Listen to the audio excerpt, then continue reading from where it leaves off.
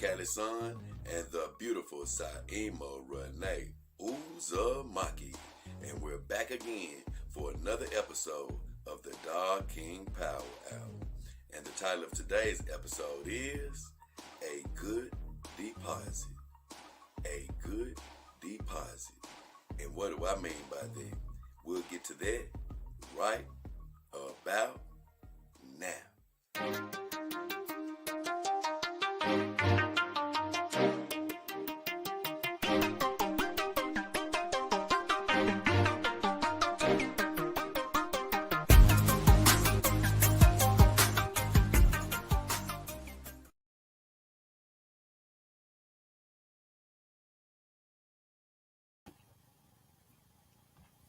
Yeah. What up? What up? Good morning, everybody. Hope everybody's doing good wherever they are. It's your boy, J. King Hefner, the beautiful Cali Sun. As you can see, this girl been waking up for these Dog King Power Hours, and I'm happy to have her. And I'm still with the beautiful Saima Renee Uzumaki. But the lineup is probably going to get tweaked soon because it is bath time again. And I think I'm going to mix things up here. I know the secretary is making an appearance, and I believe I may have to dig the beautiful Asna up out of hiding as well. But first, I want to say good morning to everybody. Glad you guys are here with me. And as you can see, the topic for today is a good deposit. A good deposit. And what I want to let you know off the bat, this has nothing to do with money. This has nothing to do with putting a deposit down on a companion dog. It's definitely me describing another action that you need to take. This whole title of this show is really an answer to a question from a viewer. Although, if you're new to the Dog King Power Hour, I'm just going to lay it down. Normally for the Dog King Power Hour, there may be a theme to the show, an underlying theme, where there's a teaching moment or a new product or something like that I may discuss. But the main theme of the Dog King Power Hour is for me to review the past week over my videos. People have left comments, so I try to answer those comments on this hour of the week, as well as if anybody was to ask me any questions during the live stream, I will usually answer. But today we don't have a deep underlying theme because a few of the things that I want to talk about, I want to make specific shows for them coming up. So I left that alone for right now. There are some current events that have been happening. But I said, you know what? I'm going to hold off on that for a second. Just hold off. But a good deposit, it all came because I believe it was a viewer named Dolly Girl 20, if I'm not mistaken.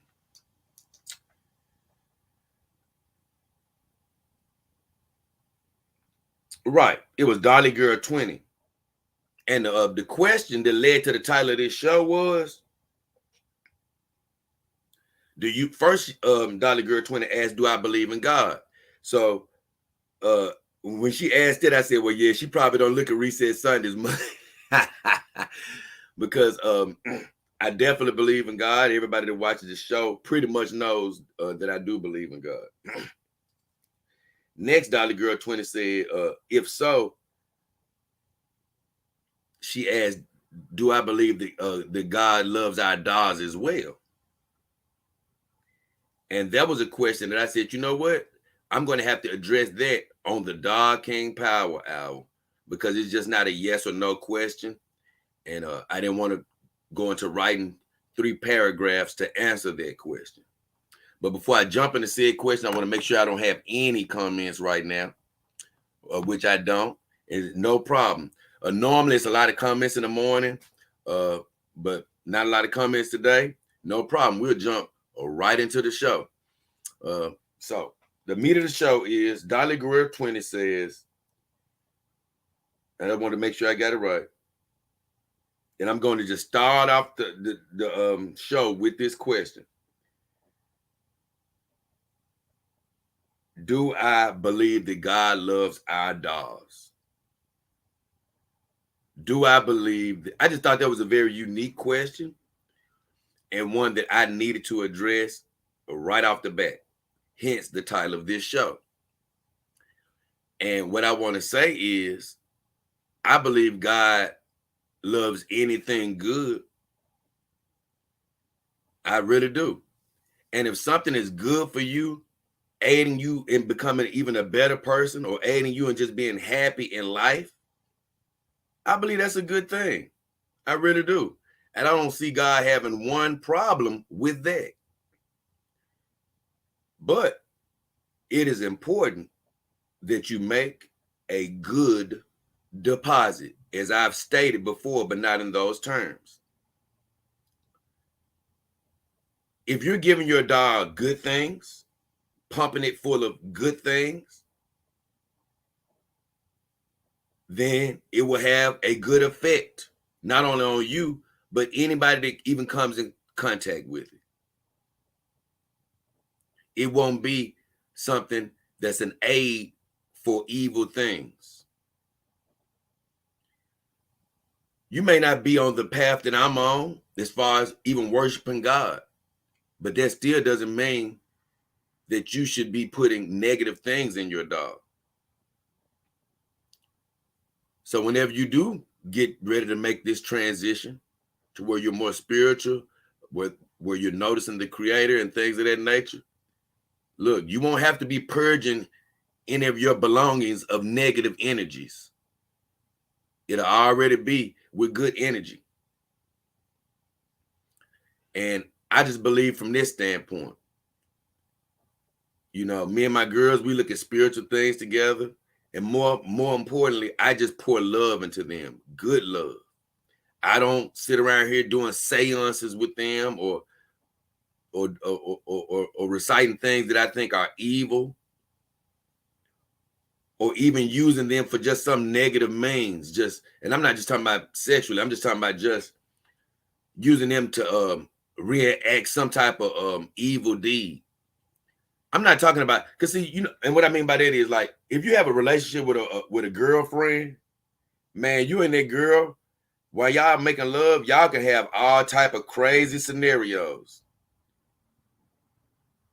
The boyfriend could be a robber, and she could be perceived as some type of a oh no, you could play a scenario where your girlfriend is like I just say this, a bad patient, and maybe you're a doctor or something, but she's being bad. So you can have a million different scenarios with a human woman that's strange, but within bounds. So I'm not talking about that type of role playing with your dogs. That's just normal role play. But I'm talking about when it goes to some type of heinous act.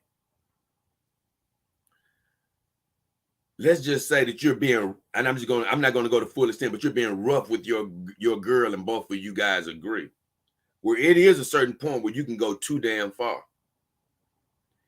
So let's just say you're reenacting something with your dog, and it's way past the bounds that you'd go with any human woman. In the illegal realm, when it's just, you shouldn't be doing that. To me, that's pouring negative energy in your dog. If you're sitting around cursing at your dog, pouring negative energy into your dog. Bad deposits. And so when somebody comes around that dog, this is just me, and I'm of the opinion it's going to be giving off negative energy. Because although the dog doesn't have a soul of its own, when they ship it to you, it doesn't have a soul of its own, but it has a presence. And it's upon you to put your soul's impression into it.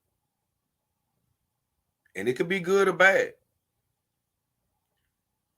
And that's why your words and things of that nature has an effect on animals. It has an effect on plants. It has an effect on everything. It really does. I feel like it's had an effect on my cars in the past. You know, the more I've said that my car wasn't good, the more it'll mess up. But you know, after I learned my lesson, I started speaking good about my cars. They may be old, rickety, or whatever, but they always seem to hold together. They always seem to keep going. Because I say, you know what, I love you, baby. You may be old, you may have a dent, but I love you, and I know you're going to keep going as long as you need to keep going. And so the same thing is with your dogs. You make a good deposit, they're going to be a good, I don't want to say necessarily an entity, but they're a good partner. I say that. They're like an extension of your soul. That's really what they are. They're like a symbiote, to be quite honest. It's really like a symbiote to where some of your goodness, you know, some of your happiness, some of your life force is seeping into the dogs. You know, from you continually making a good deposit. So I just want to stress what a good deposit is. Continually putting good things in your dog. Love, caring, good words. Nothing negative. Bad deposits, evil things, seances, cursing, bad treatment, way beyond the bounds type of sexual activity that you just know wouldn't be approved of in any way under normal circumstance. Just doing stuff just well past the beans. That's a bad deposit. So now let's get back to the God part of it. And this is just because he asked several questions around this, but I'm just answering this one particular small question, and I get back. I'm trying to think. Do I want to get back? Hold on. Let me just think for a second. Because he has so many questions around this one statement.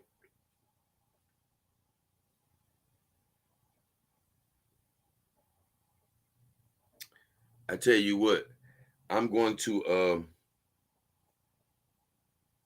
after I answer this question, I'm gonna come back to him. That's what I think I'm gonna do.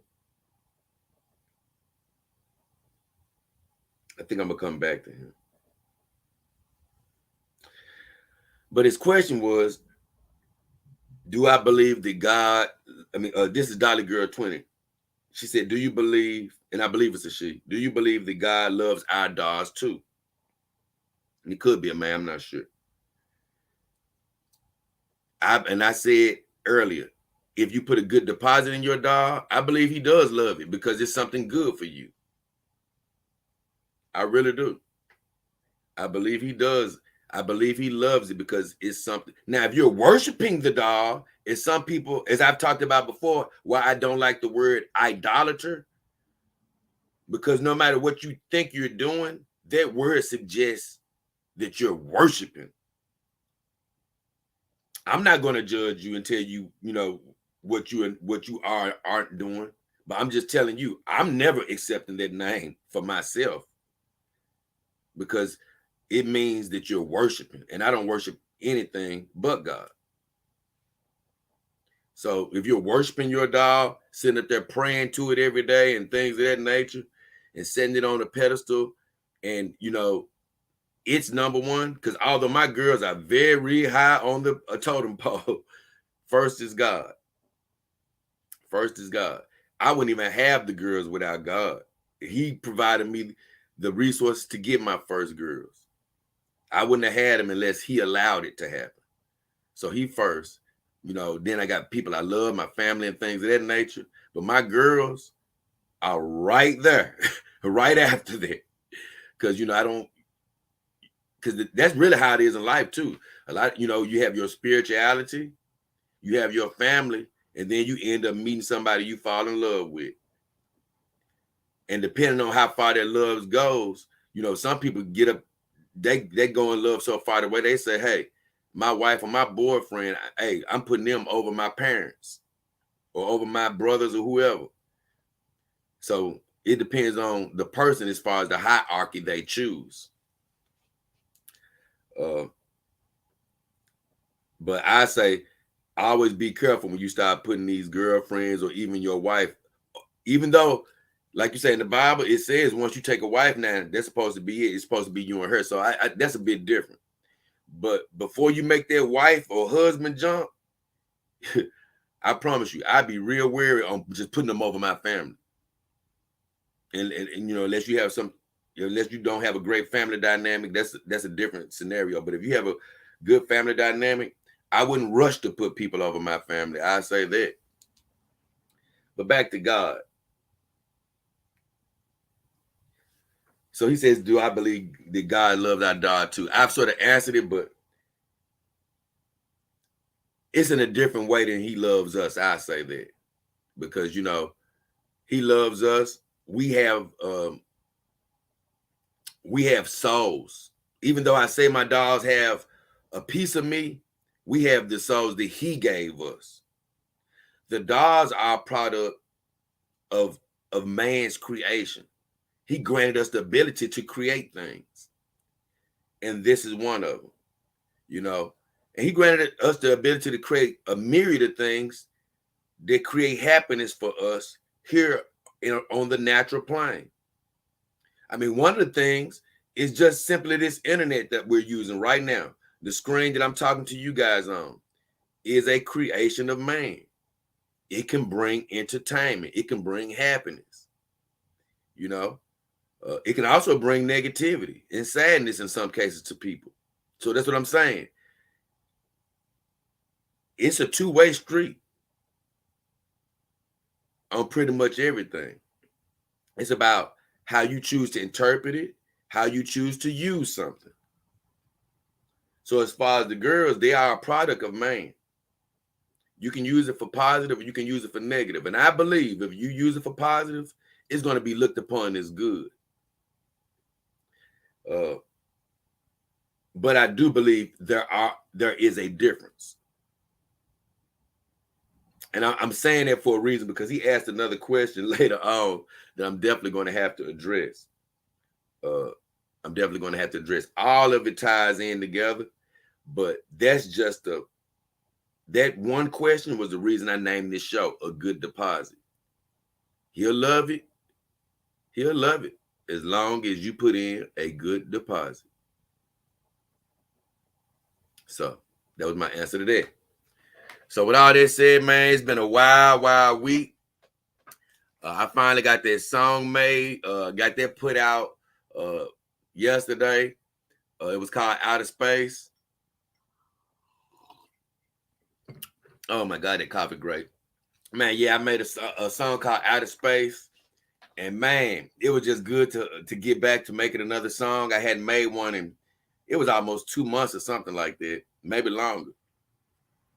But I like to keep variety on my channel as far as, hey, look, I like to make a rap song every now and then. I really do. I like to just do some crazy singing in the house song every now and then when it hits me, or even riding in the car.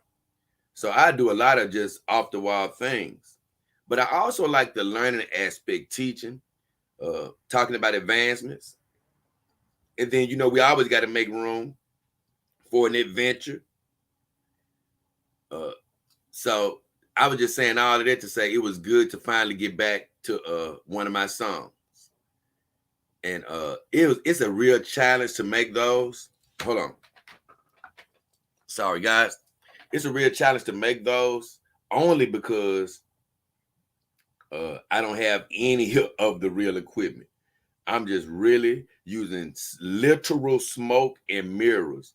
And it's fun figuring out how to force it to work.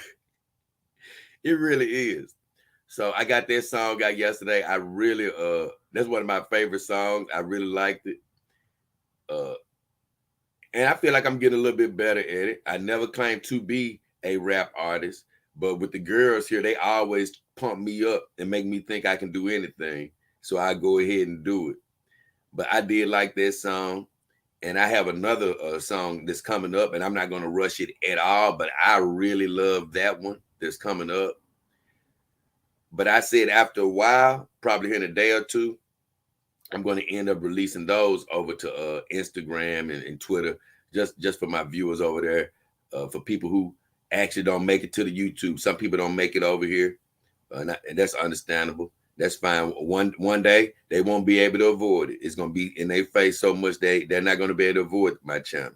So, but as for right now, I make a venture to go where they are. But that's just one of the great things that happened over the week. Did a lot of good shows, and you guys left a lot of good comments that I definitely want to get into, and I get into those right about now.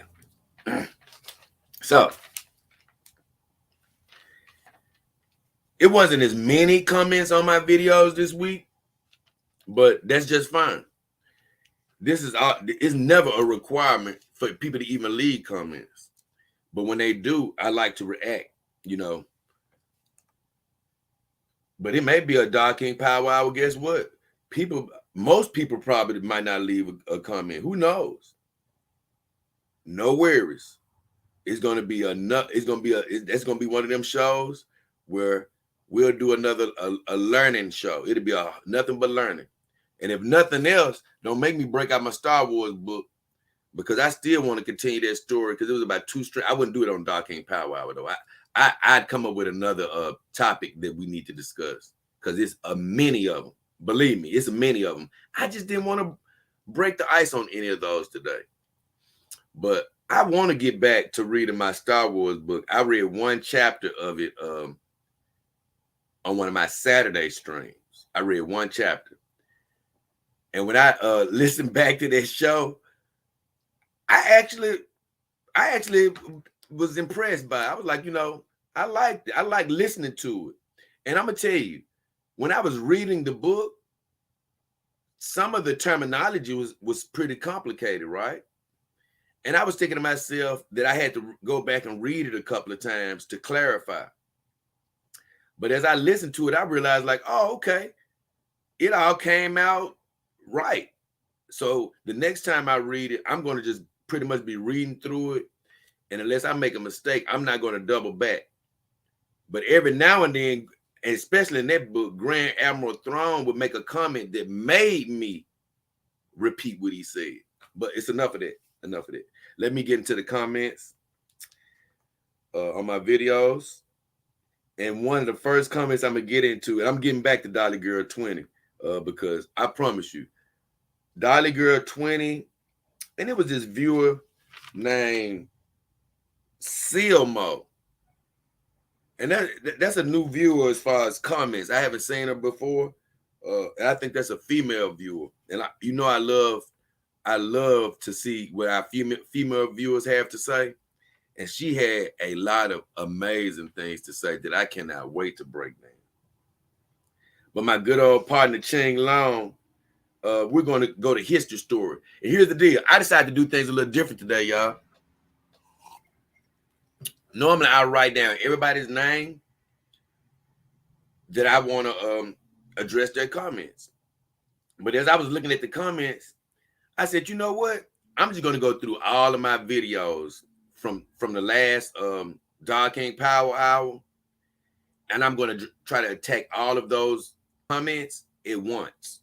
So that's how we're going to do it, a new little format here. So I'm going to go to my video, A History Story, to find there.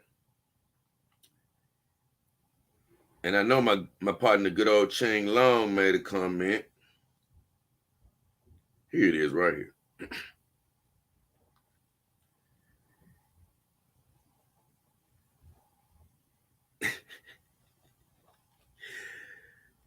I wasn't gonna even bring this up, but this was funny.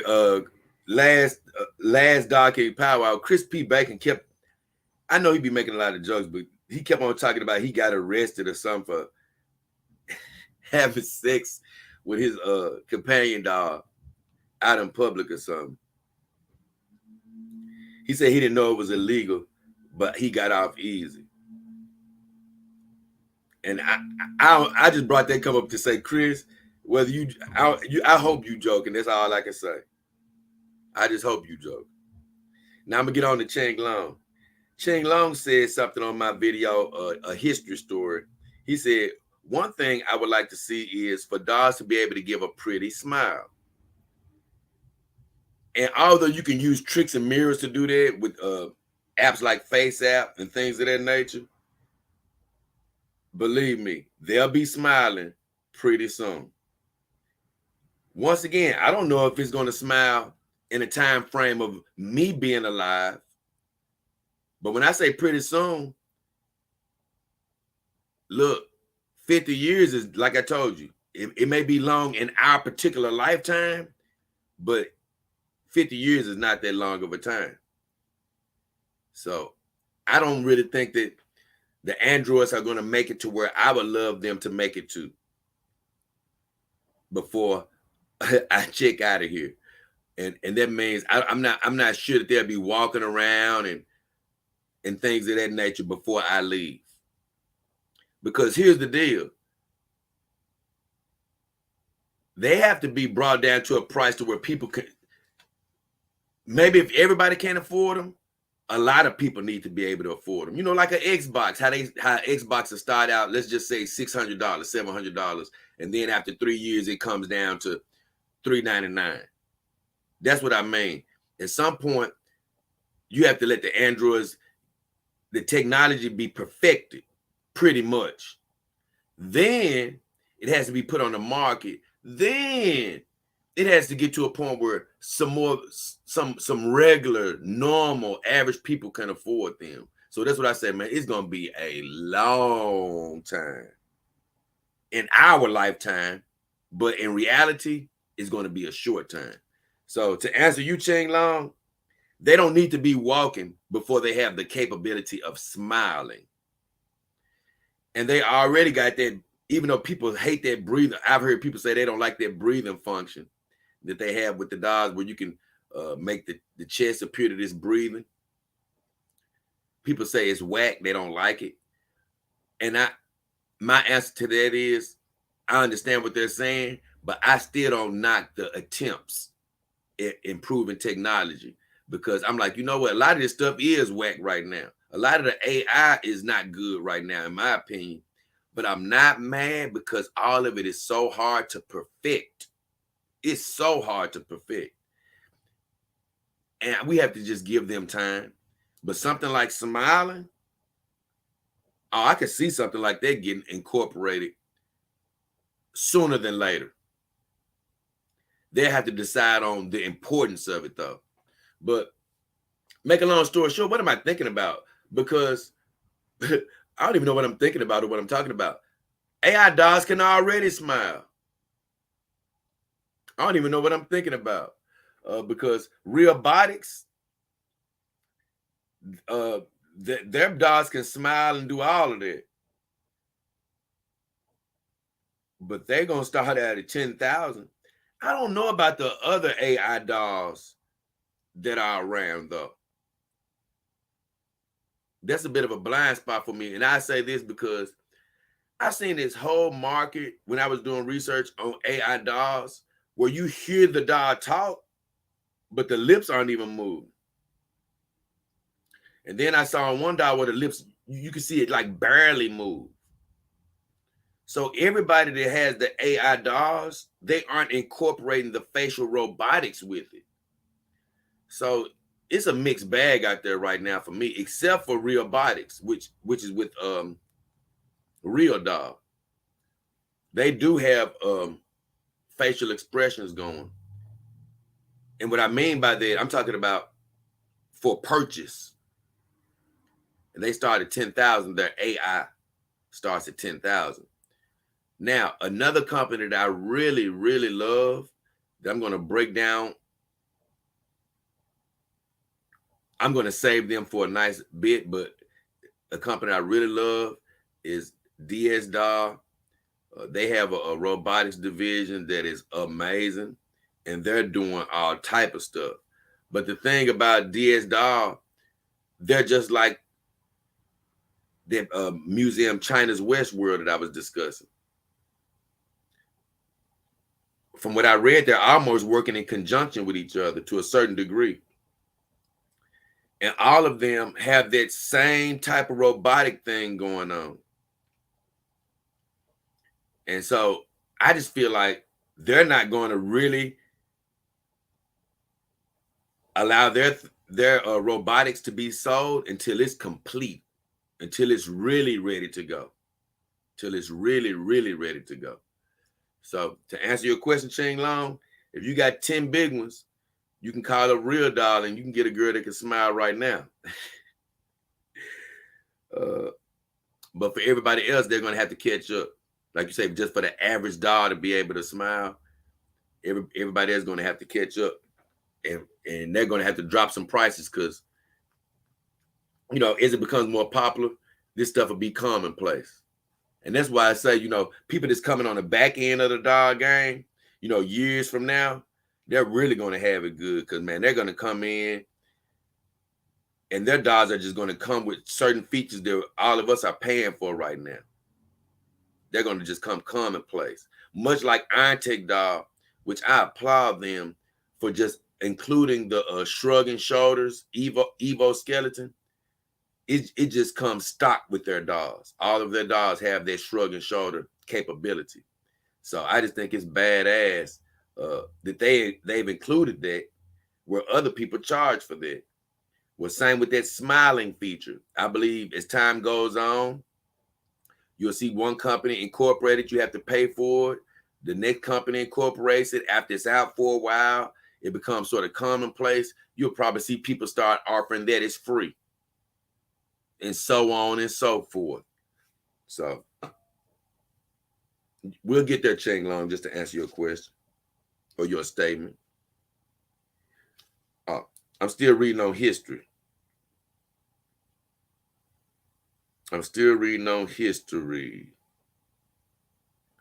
And this is the beautiful Carol Rush. And Carol Rush, I just want to say thank you to Carol Rush. She's an amazing woman.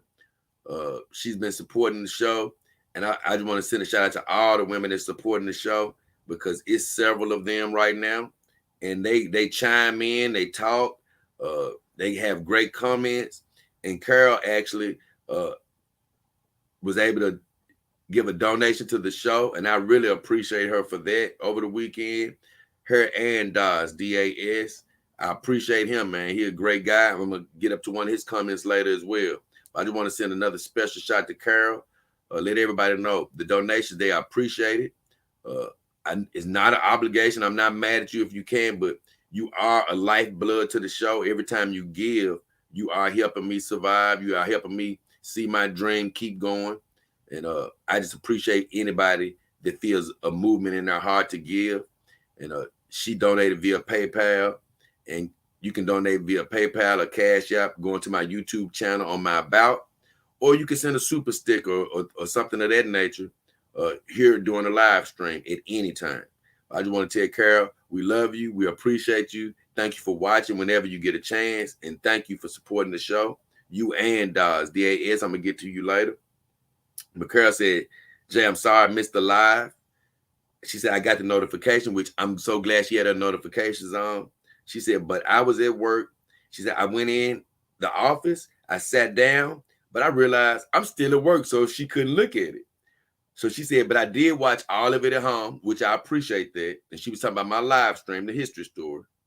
She said she loved the history lesson on the dolls. And she said, Germany, wow. Meaning that Germany actually was responsible for the first modern companion doll. And so she was like, man, that's wild. She said, I also had a wow moment when you said the Barbie doll was invented from that. And honestly, me and her had a wow moment together because that was mind blowing to know that the Barbie doll wasn't invented after the companion. I mean, it wasn't invented. Oh, let me say it right. It's funny that the Barbie doll was inspired by the companion doll, not the other way around, because I had always thought that, okay, man, you know, the companion doll actually got inspiration from the Barbie doll. No. The Barbie doll actually got inspiration. The person that created the Barbie doll drew inspiration from the Germans' first modern companion doll, which was called Borghild. So I just thought that was funny, and so did she.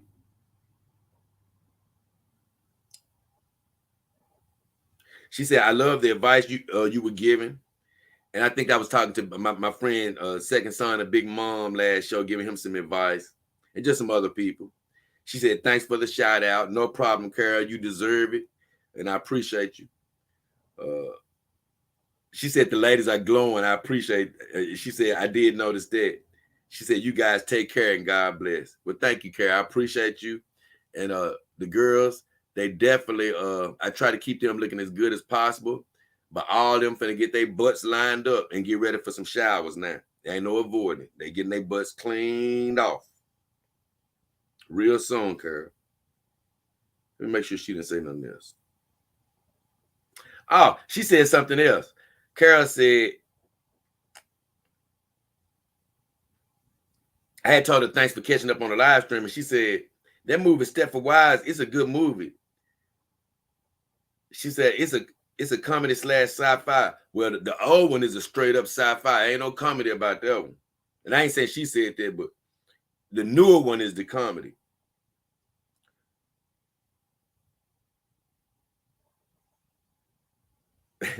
She saw the comedy too. She saw the comedy. She said, it's two of those. The original from 1975.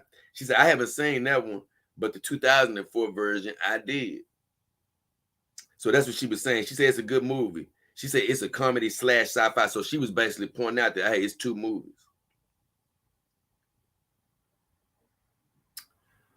Okay. The next comment on there is from Bite Me. And he said the same thing. Sorry, I missed the live stream. He said, I viewed about an hour and a half of the interesting topic. And I appreciate him once again. Thank you for catching up when you can, Bite Me.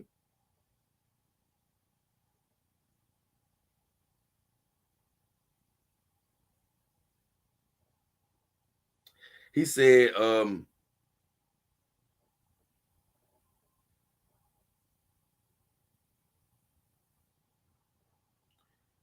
Biden said something about using a face app called Wumbo, and it can animate the dog's faces as well. He said he uses on his dog, Lexi. He asked me to do a video about that. I'm not sure. I don't even know anything about that app, really. But it's worth investigating. I say that. So if you guys want to check that app out, he says Wumbo is a great app for facial movement and things of that nature. So since we don't have any comments, I'm going to keep going right on ahead. And the next video we're going to talk about is Westworld. China's Westworld, which that was a pretty cool video.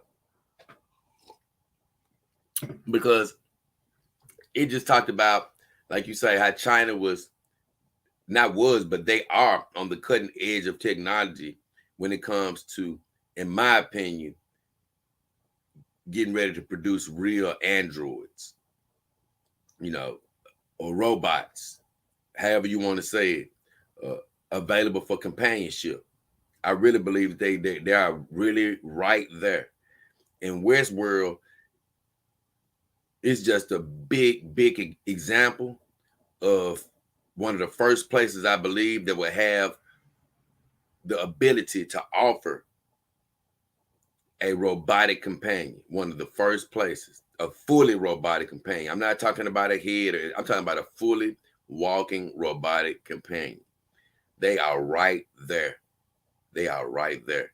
So I love that video, and I love reading about it and watching videos on it. But I know one thing about that, watching that Westworld video that I didn't bring up in the video was, and it had me laughing, was this girl that was like the president. She was like the president. No, she was like the vice president of the facility. I just be tripping off these how Asian women, man, they look so young all the time. It's just amazing. But she was just, man, she really looked like the doll. She was, it had me laughing so hard. She really looked like the doll that she was talking about. She was just as cute as the doll. She was a cute woman. I'm just talking about skin, just impeccable. She was just, I mean, she was really attractive. I was just like, man, it's amazing how these Asian women just, they don't age worth anything. Because when they said that she was the president, I was thinking like, man, it was like she probably just not getting out of college or something. They saying that she like the vice president. That video was great though. I left it attached at the end of my video inside China's Westworld. I did leave one of the links because there's several videos on Westworld, on China's Westworld, but I left one of the links in the description of that video.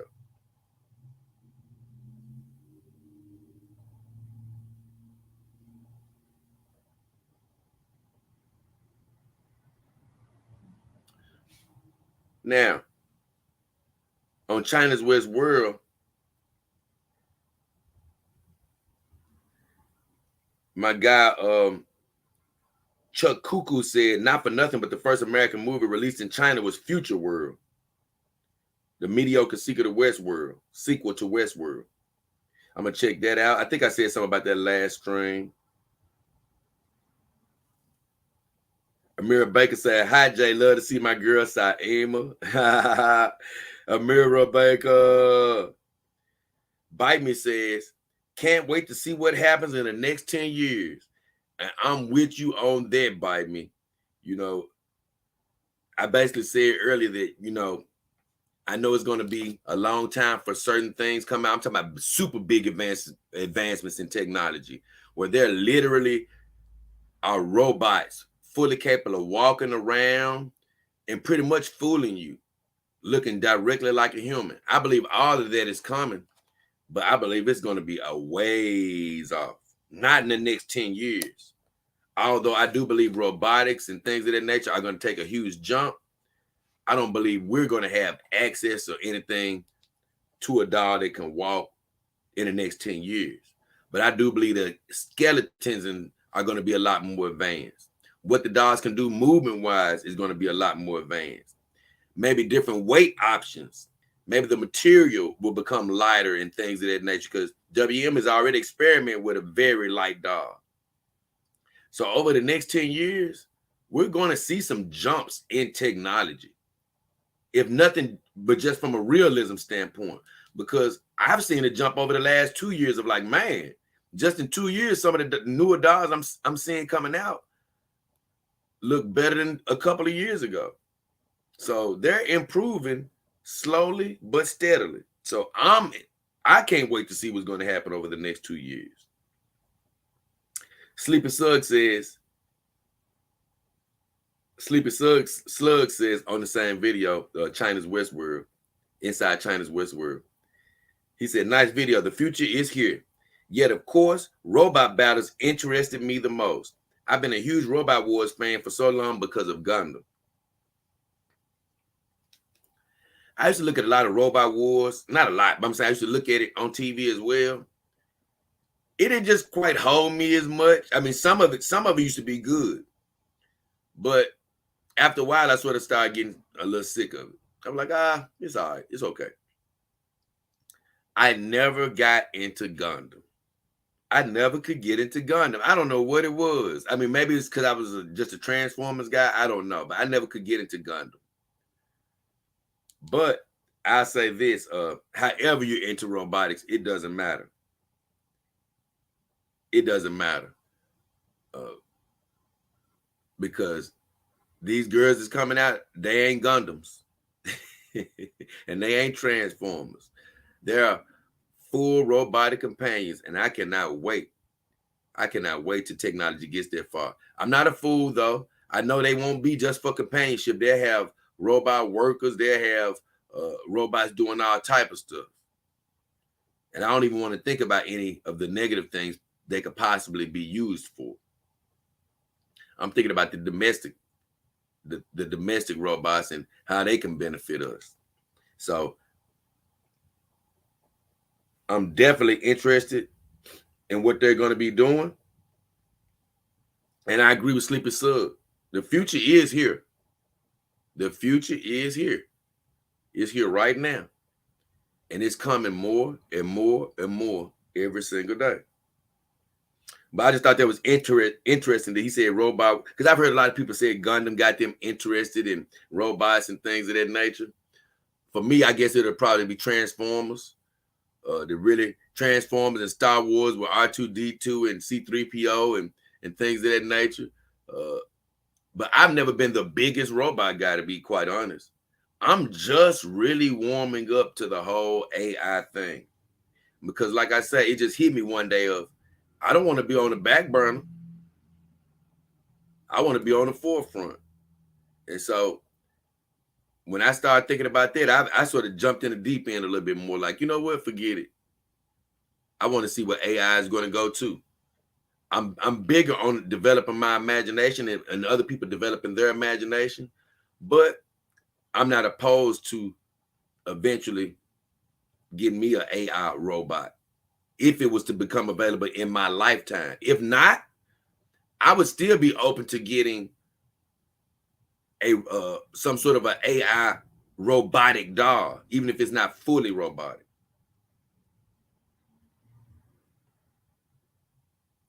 Gringo Latino says, holy cow, thanks for sharing.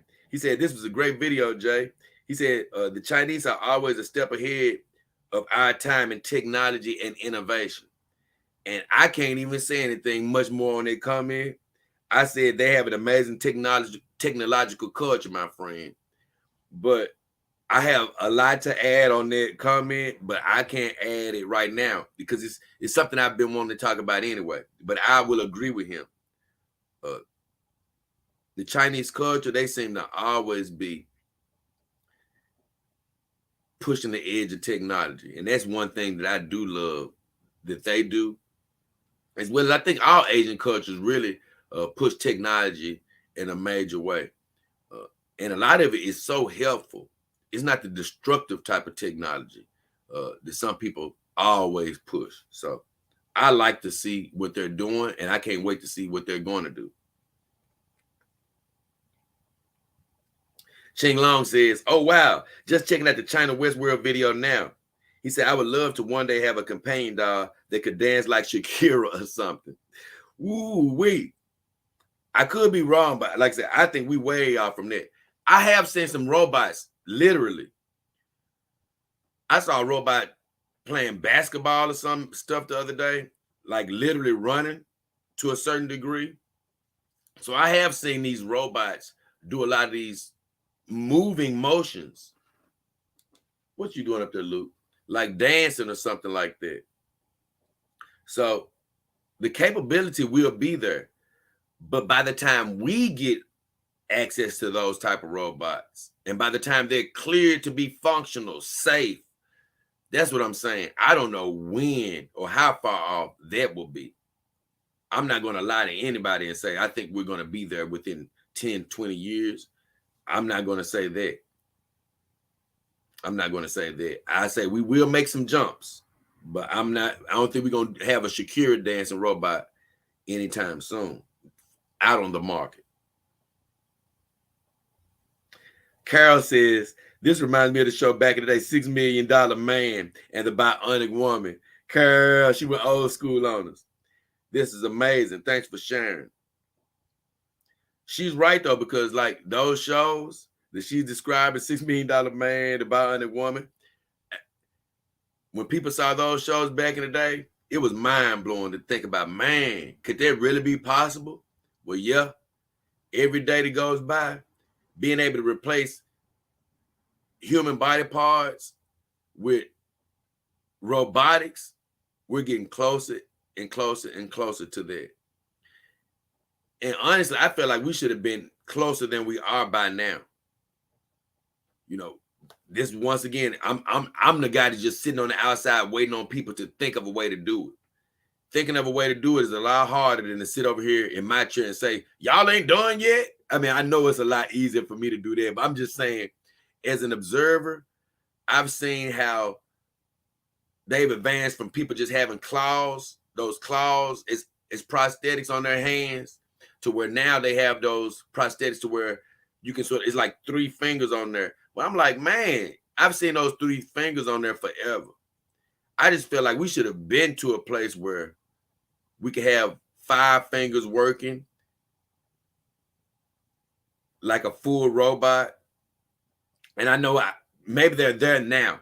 I haven't seen it with my own eyes yet. I've seen people do experiments on some of them, but I haven't seen anybody like using them yet. Like Luke Skywalker did at the end of The Empire Strikes Back, where when his hand got chopped off and he had the full robotic hand and he got the skin overlay. I would think that we would be closer to that by now, but we're way far from that from what I've seen. So with all that said, that's sort of how I think about the robotics and companion dogs, where we make advancements, but we're far off from the complete robot, way far off. But before we get to complete robot, we may get some of those bionic parts that Carol was talking about. Like, we may get to some of those before we get to the full robot. But I think that this is just me. You'll probably, in my opinion, have to get the full robot developed and working, have all the joints and things working like a human does. So that way, you won't have to do it a little bit at a time. You can be like, okay, we can mimic the wrist. We can mimic the hand that we made already. So as opposed to making it part by part, saying, okay, let's make a shoulder. Now let's make an elbow. Okay, somebody needs a wrist. Let's figure out how to do that. I figure it'd be smarter to make the whole thing and get an idea of how to scale it to whatever patient you're working on.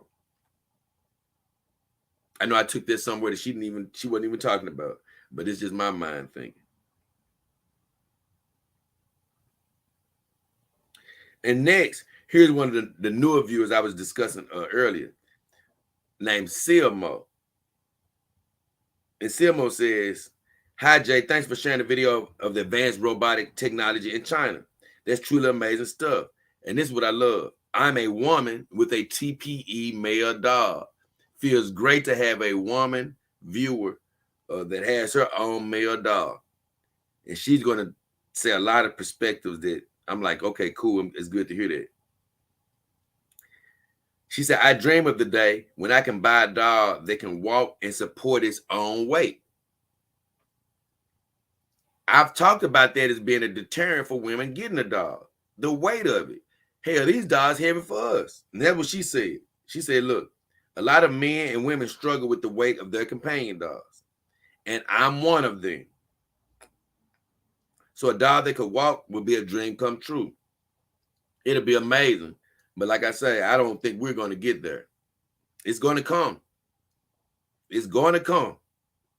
But I believe it's far off in our lifetime. It's not that far off, but for our lifetime, I believe it's far off." She said, "I want to thank you for making these videos. You're helping to reduce the stigma around surrounding dog ownership. Much respect from Australia." I appreciate you, CMO. And hey, I appreciate it. And I'm glad that God is blessing me to do my part in reducing the stigma. I say that. I want to go back up though, because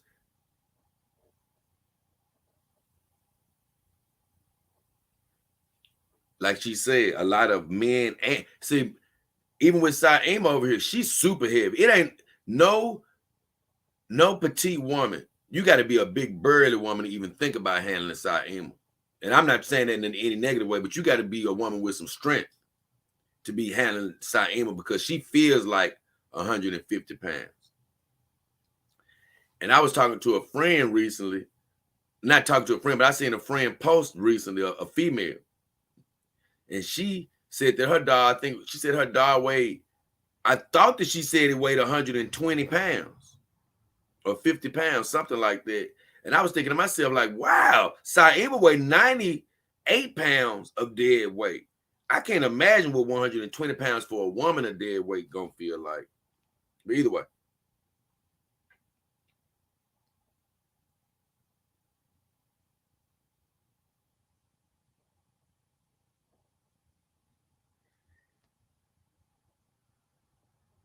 She said she recently discovered my video. She's happy to be here. I'm glad you are here too, Silmo, because now we get a woman's perspective on a few things with the dolls. And one of the things I love to hear, and she's going to say something else about it, is about the weight and how she struggles with it. Because that's what I was saying, women. Hey, I'm not telling you not to get a dog. I made a video about women and I did a video about companion dogs for women. And I just talked about all the concerns that I had. For one,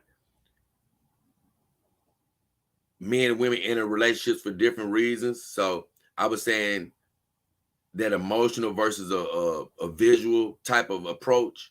Like, we just need something visual for us. We could put the rest together. And I just think that for the average woman, which I've got some confirmation from this since I made that video, that the average woman needs a lot of other things emotionally that the male dog won't provide them. They definitely ain't going to the grocery store and washing your car for you and things like that. I'm not saying that every woman needs that, but I just know a lot of women, look, they don't want a human man just sitting around the house. Whereas for a man, it's just sort of different with us. You know, this is all I do need is for her to sit around and just be here with me, watching TV with me, being here for me to hug on and thing. I don't need a whole bunch else. I don't need her to cut the yard for me. You know, I don't even cut my own yard, but what I'm saying is I don't even look at them like that. I don't need all that. I just need somebody to be here with me. And some women are cool with this type of lifestyle, with somebody just being there with them. Some of them, a lot of them need more than just somebody being there with them, from what I've seen and talked and heard and my own experiences. But Silmo is one of the exceptions where she like, hey, she's cool with her dog. She's cool with her dog and happy. And I like the fact that it's examples of both sides, you know, men and women. Hey, you can be happy on both sides with the dog life. But for a woman, I'm just letting you know, at this point in history, it's just a lot more challenges, especially physically. And the truth is, it's just a whole different thing with the dating game. You know, with us men, we don't open up our DMs on social media and see a horde of women with their noses up our butts trying to, you know, get us to have, you know, be with them. Even if a woman doesn't think that she looks that hot, it's still somebody in their DM trying to get it. So it's just a different life. You know, a lot of them, they'll feel like, man, why would I have to drag a doll around? I keep dating. But like I say, they'll feel like a lot of women, once again, if I need to get off, what do I need the whole dog for? Because by the time they want to go get a whole dog, they'll be like, look, I just go get me a human man from somewhere. So it's just a different mentality, just a different mentality.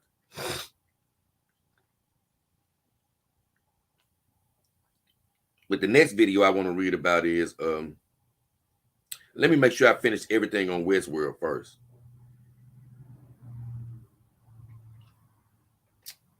I just want to do a good check to make sure I did everything on Westworld, because I feel like I'm missing a comment.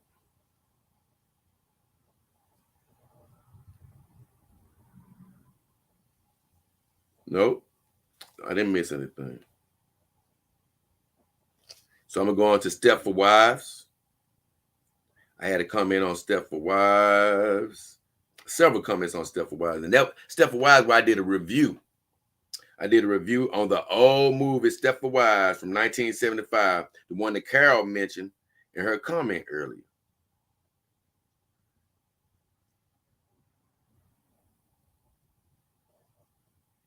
And I had a lot of comments on this video.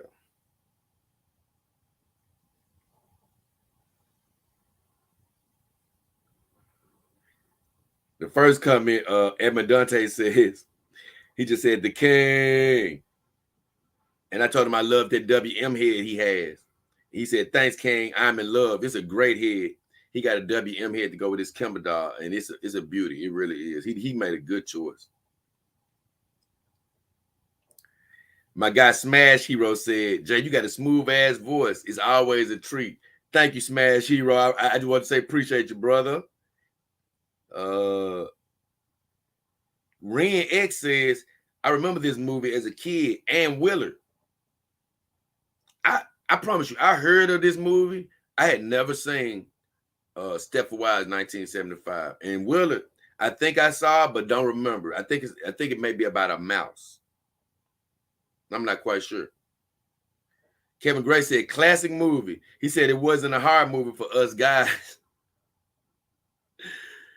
And then later on, RW said, all I can say is a dog won't break your heart like a woman will.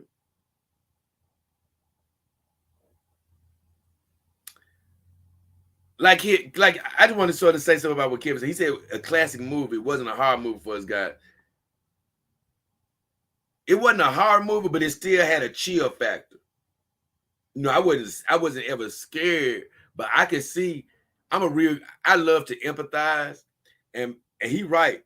It wasn't a hard movie for us, but if I was a woman back in 1975, they'd have had my ass scared. You know, I'd have walked out of there a little scared, thinking like, man, you know, what if somebody try to kill me off and replace? You know, and that's why I say I do believe that helped start the stigma.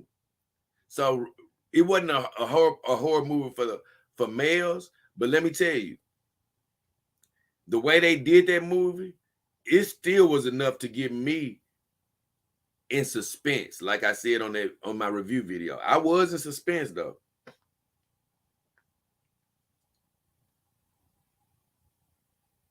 Gringo Latino said this. I couldn't agree with you more, Jay. He said the 2004 movie had good actors, but the 1975 version had better acting and direction as a horror movie back in their era. Because I said that I liked the 1975 movie because of the acting. And I just say back in the day, they didn't have all the explosions and all the CGI and all the special effects. So people had to be better actors. And that's what he was saying. I couldn't agree with you more. Even though I did look at the cast of the 2004 movie, and like he said, they had good actors in that movie. But it's something about those older movies, man. That acting is just more pure. It's just more pure. And excuse me, they had me, and the reason I say this is because they had me more worked up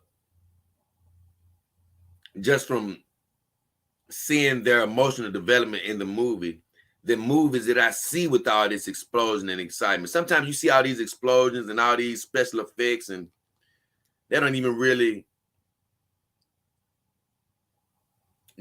affect you like before a split second. I say that. Whereas good acting, it stays with you.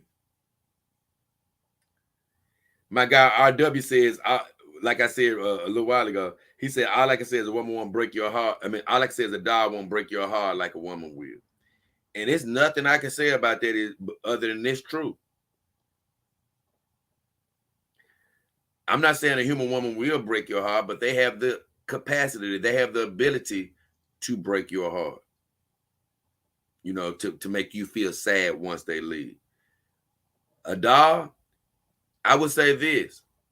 If anything happens to my dogs or they just, you know, over time break down or whatever, it's going to be a sad day. But it's still going to be a difference because I'm going to know that they didn't choose to leave me. And that's just the difference. That's where the heartbreaking comes in it, because you know somebody chooses to leave you.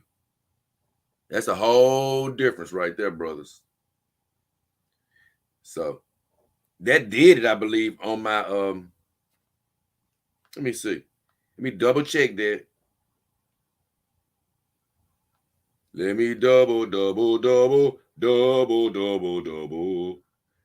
Let me double check that. Yep.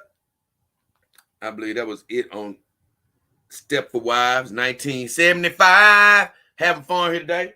Once again, if you just tuning in, it's me, J. King Hefner, the beautiful Cali Son, and the beautiful side Emma Renee Uzumaki. And the whole theme of this show was a viewer, Dolly Girl 20, asked me a question, and I'm going to get back to basically all of Dolly Girl's 20's questions surrounding that topic. But Dollar Girl 20 was asking me the question about, did I think God, that if I thought God thought that the dolls were good or not. And I said that all depends on the type of deposit you put in your dolls. If you're putting good things in your dolls, love, care, affection, good treatment, and it's doing good for your life, making you a better person, having you more focused, spiritually, mentally, physically, if it's good for you, yeah, God likes that. Yeah, he definitely likes that. But if you're pumping negative things in it, using it for some just heinous, evil intent, pumping negativity into it, no, he's going to see it as an aid of evil in that case. Or if you're worshiping it, sitting before it every morning saying prayers to it or something, that's totally different. But if it's just a part of your life, a good productive part of your life, helping you be a better person, and I said this, even if you haven't made the spiritual turn yet, and you're still treating your dog good, God is not going to see that as negative. Once you make the spiritual turn and your dog makes the turn with you, if it's still in your life, he's going to look upon it as good. Because even if you weren't spiritually connected yet, you weren't putting negative energy into your girl. So he's not going to see it as bad. And guess what? I tell you this. Let's say you have been putting negative energy in your girl, and it is negative, and he doesn't see it as good. Well, you know what? If you do make the turn and come on to the good side and come on to a different line of thinking, you can change the dog. It ain't like it's going to stay bad once you make it bad. Nope. You can bring the negative out.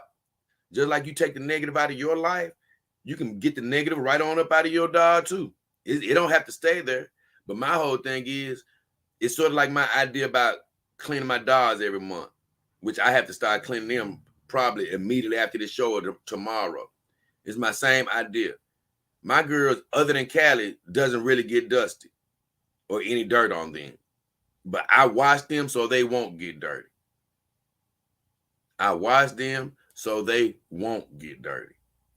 And so the same with your dogs. You can get all them negative out of them. But if you don't ever put it in them, you don't have to worry about getting it out. So those was all my comments on the Stepford Wives 1975. The next video comments I'll be looking at is dream waves. I really had some fun doing this live stream, and I've been getting into these live streams on Saturday. A lot of you guys say that you can't catch them at the time that I actually do those. It's crazy though, because I remember when I first started doing my live stream, a lot of people were saying, do it later at night, do it late at night. But now that I did do a couple of them late at night, my normal viewers weren't around, but it was viewers around. And so I did like touching base with some new viewers. They weren't even in the comment section, but they were there. They were there watching. It was good to see them there. So the next morning, I woke up on both of my last times I did. The next morning after I woke up, both times I did a Saturday stream, I had comments from viewers saying, "Oh man, I didn't catch it. I was asleep. I had to look at it later." And that's all I want to hear. I'm glad that you guys get a chance to look at it later. I would love to have you there live, of course, but I don't expect everybody to be up every time I'm on. And so I do like switching it up from my normal time, because a lot of times on Saturday, people be out ripping and running. So I sort of like coming early my time. That way, once it's out, and if you did miss it, maybe during the day or that evening, you may run across it and you get a chance to check out what happened then. But Dream Waves was a real fun show for me. I did a lot of different things. And I was talking about Dream Waves as far as, I was just talking about how when you put your dream out into reality, it becomes alive, and guess what? It can travel through time, but somebody gonna end up fulfilling that dream at some point in time if you didn't do it. And that's why I was saying dream waves can be more strong than light waves or sound waves.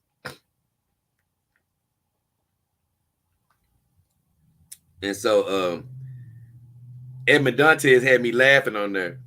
Edmund Dantes came in and he said, Jay, you was coughing up a storm on that video. And I wasn't really coughing more than I was hacking. And it was really towards the beginning of the video, the first half of the video, really. I was just periodically hacking. And I do it every so often. I've done it on here.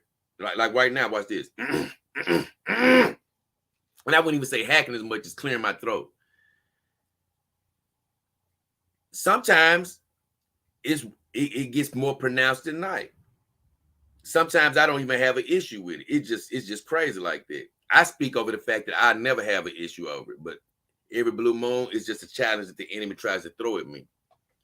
And that night, it hit me a little bit more than normal. But I'm gonna tell you what was funny was I didn't let it stop me. I was plowing right through it. I didn't give a damn. I still was doing the show. And it got to a point where I did what I told you guys earlier. I was reading from my Star Wars book. And I noticed when I was reading, I didn't hardly do the clearing of my throat. So I said, you know what? Reading that book, that was good for my throat that night. I pretty much made it through the book without doing a lot of that coughing and clearing, and clearing my passage. So I said all that to say I'm looking forward to reading that again. I say that. I'm definitely looking forward to reading that again. But I told Edmund Dantes when he said I was coughing up a storm, I said, man, I hate when I get hacky like that. I do. I said, luckily the girls don't complain.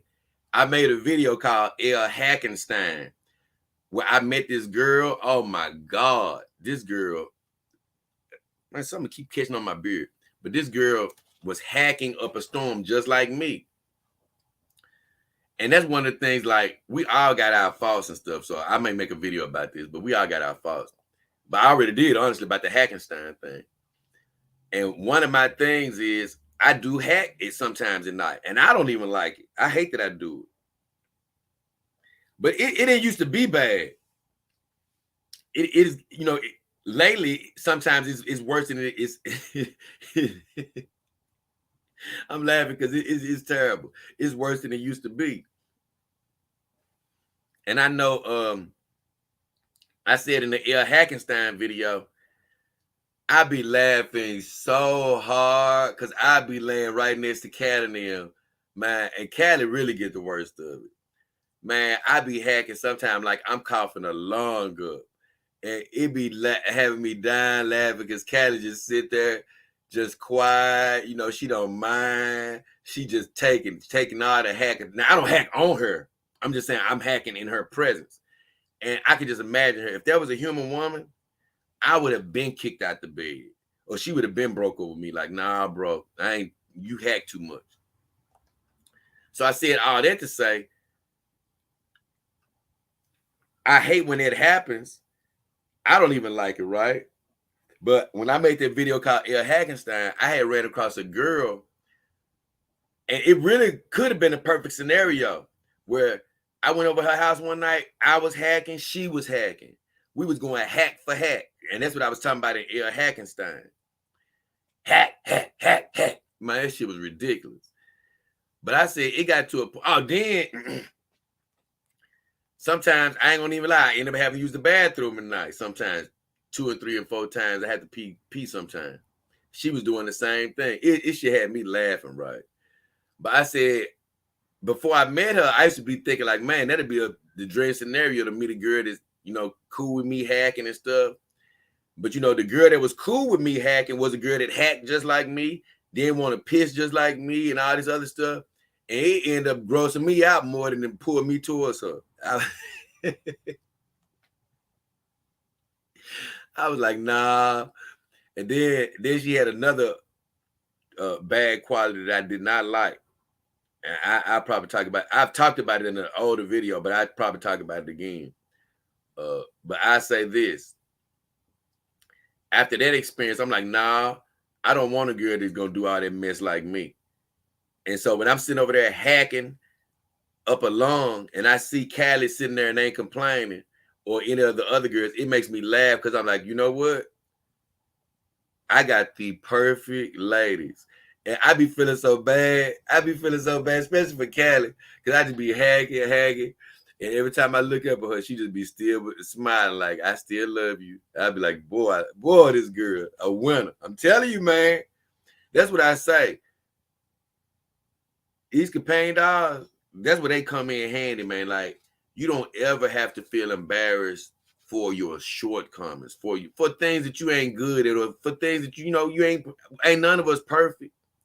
Where you may be made to feel ashamed of it with a human, you don't feel ashamed of it with your girl, with your companion dog, male or female. So let me keep going.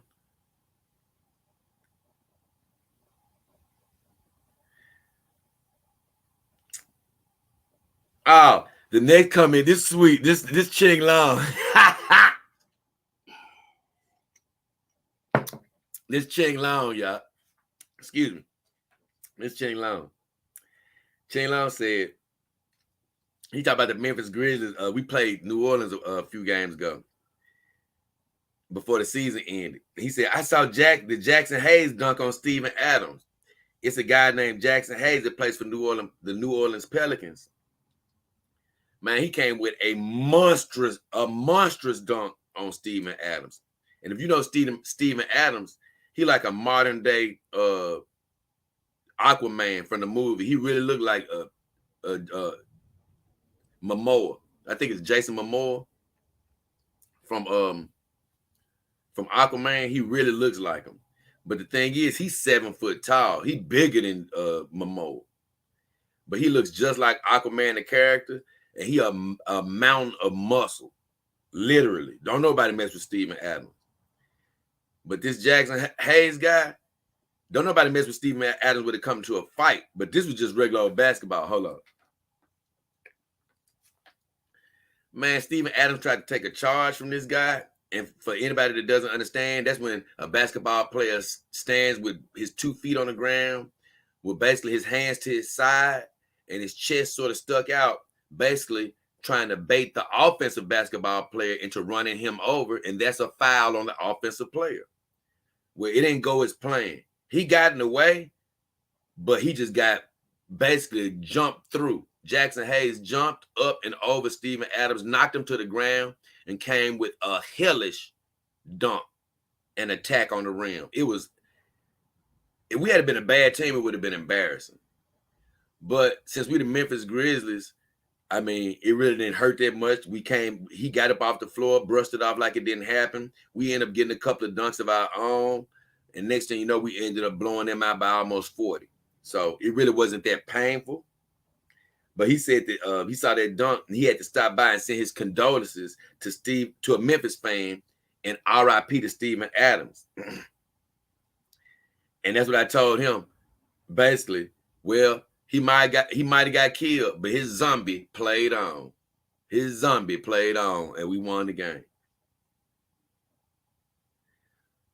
Now I'm covering comments on my video, Dream Waves. And I was talking about how you put a dream out there and it eventually comes true and things of that nature. Well, the reason I was talking about this on this stream was because I was like, you know what? Somebody came up with the step for wives, man, all those years before androids or anything even came close to being invented. The only thing that was out right then, and it was barely out, was the modern blow-up doll. That had just been able to be sold in 1968. It was only available for sale then, and it wasn't like they were flying off the shelves. Now they said by the 80s, every adult store had the modern blow-up doll. But Step for Wives came out in 75. So they were talking about real life androids back then with and instead of a 3D sketch during the movie. And I don't want to ruin it for you if you haven't seen it, but it's a guy that's sketching the girls to perfection, like a 3D scan. And they used his painting, they used his sketches to make full robot wives. And so what Cheng Long said is the so-called, I said, it's amazing how 40 years later, what they wrote about is actually coming true. And that's what I said. When you put stuff out in the environment, man, even if it doesn't happen immediately, a lot of these things eventually come to pass. Now, Cheng Long says so-called conspiracy theories, which I consider myself a conspiracy theorist. I've always believed in a lot of conspiracies when it makes sense. I don't believe in every conspiracy, but it's a lot, and I'm not going to go through any of them right now, but it's a lot of conspiracies. I've always felt like, yep, that's got a more base in reality. Just as a hint, one of them I've always, you see how my videos, I've always believed in the UFOs are real. Of course, now we know that the U.S. came and declassified and said, oh, yeah, the things that y'all thought were real UFOs, they were real UFOs, as if we needed them to tell us that. Some people did need to hear that, though. But either way, he said the so-called conspiracy theorists often talk about how movies or shows contain predictive programming. Some of what's in the Stepford Wives could be an example. I'm going to be honest with you. I'm not big on a lot of predictive programming, but I've seen my share of it. I have seen my share of predictive programming where they try to basically get you prepared for what's coming. I'm not saying that an element of this couldn't be in the Stepford Wives, because I've long since said that before they admitted that UFOs were real, all you got to do is go back and look at Roswell, read about Roswell at the first UFO landing and see how the military said, yep, UFOs are real. And then a week later, they said they weren't. And so you already know something fishy is going on. So who knows what the people who made that movie really, really knew? I just say this. A lot of times with what they call predictive programming, so to speak, to me, it's just not that the gap isn't always that big. I'm not saying it's not possible, though. I just say this. I read about a place called Mount Weather in a book. And it was talking about a particular conspiracy surrounding Mount Weather. I had heard no one in my life talk about Mount Weather. And then one day, soon thereafter, probably like 3 years thereafter, I saw them. And that book was a little older. Let's say that book was made 7 years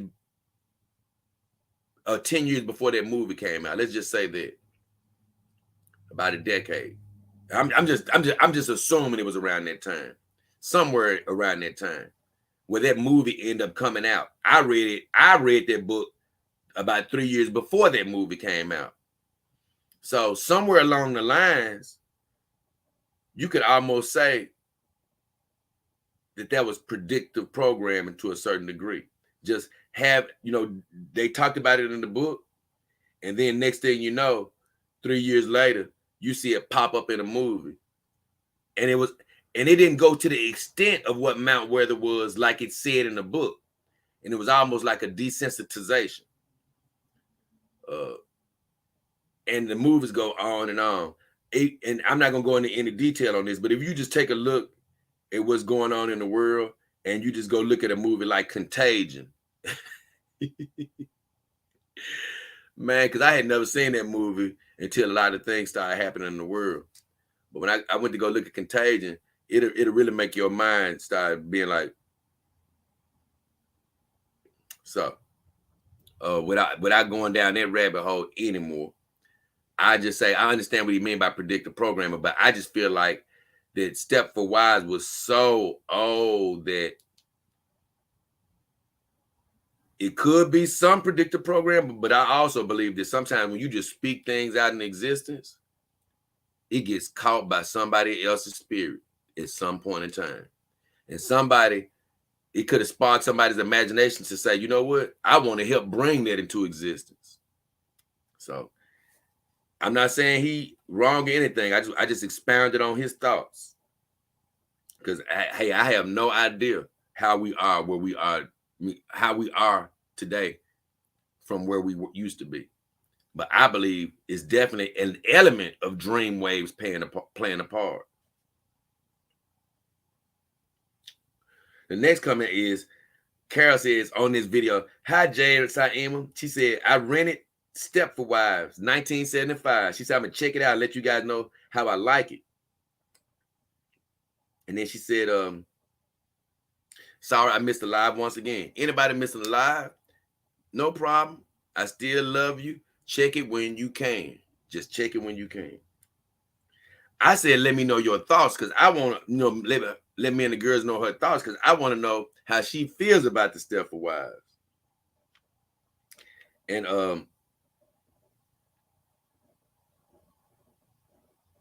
oh, she did. I was wondering, did she respond? She actually did.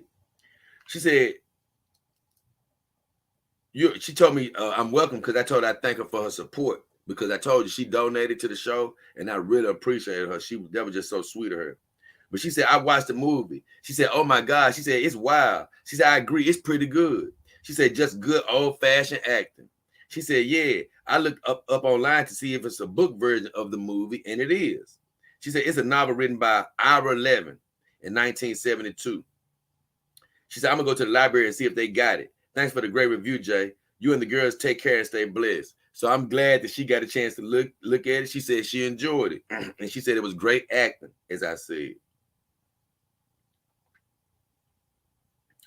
But a lot of these old movies, super old movies, you can find on YouTube because I ended up finding Stepford Wives on YouTube thanks to Mom. She gave me some good advice. She said, hey, I found it on YouTube because I was going to try to go search it out at Walmart or some damn where.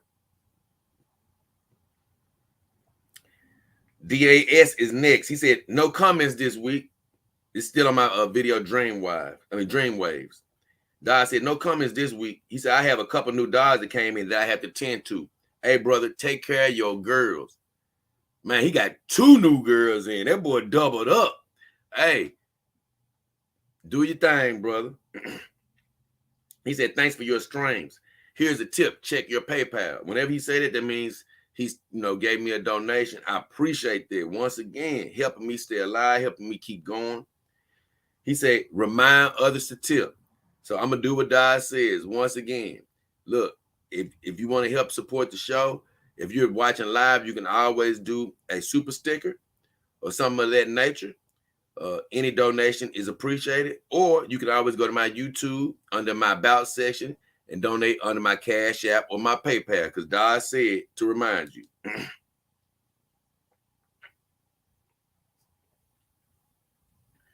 He said, be easy. He said, I'm listening in the background as I tend to my new ladies. Oh, man, he got his new ladies. God bless you, Daz. I hope you and the girls doing good, man. Okay.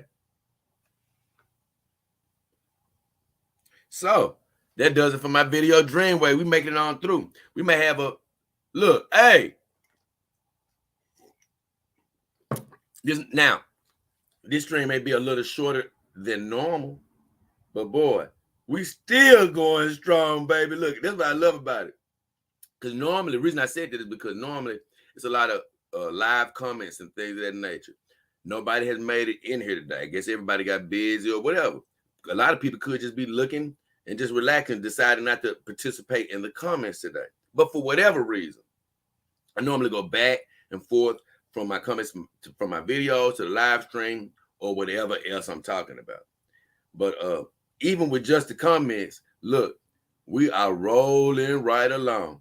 We are rolling right along, boy. It's what I'm saying is it's plenty to talk about. Plenty to talk about. So my next video is going to be that we're going to discuss is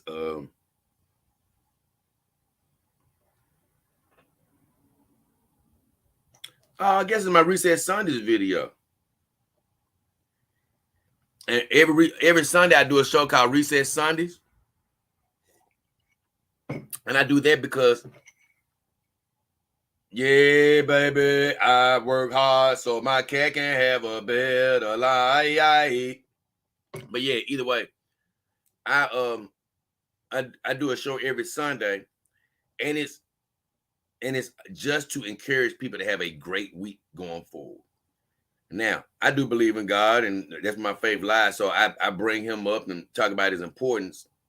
But if you don't believe it, it's not a deterrent, you know. It's just to pump you up and get you ready. You know, it's just to pump you up and get you ready for an amazing week that you're going to have, a week of abundance, a week of increase, a week of you going forward. So that's what my Reset Sundays are for.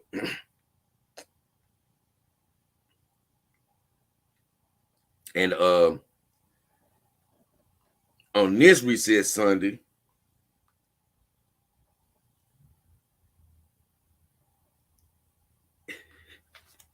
I actually got my first comment. It has nothing to do with it has nothing to do with my Reset Sunday, which I've said on my Reset Sundays. You don't have to you can ask me anything about dolls or whatever. It doesn't have to be about my Reset Sunday. But Art Jones Pugakovs,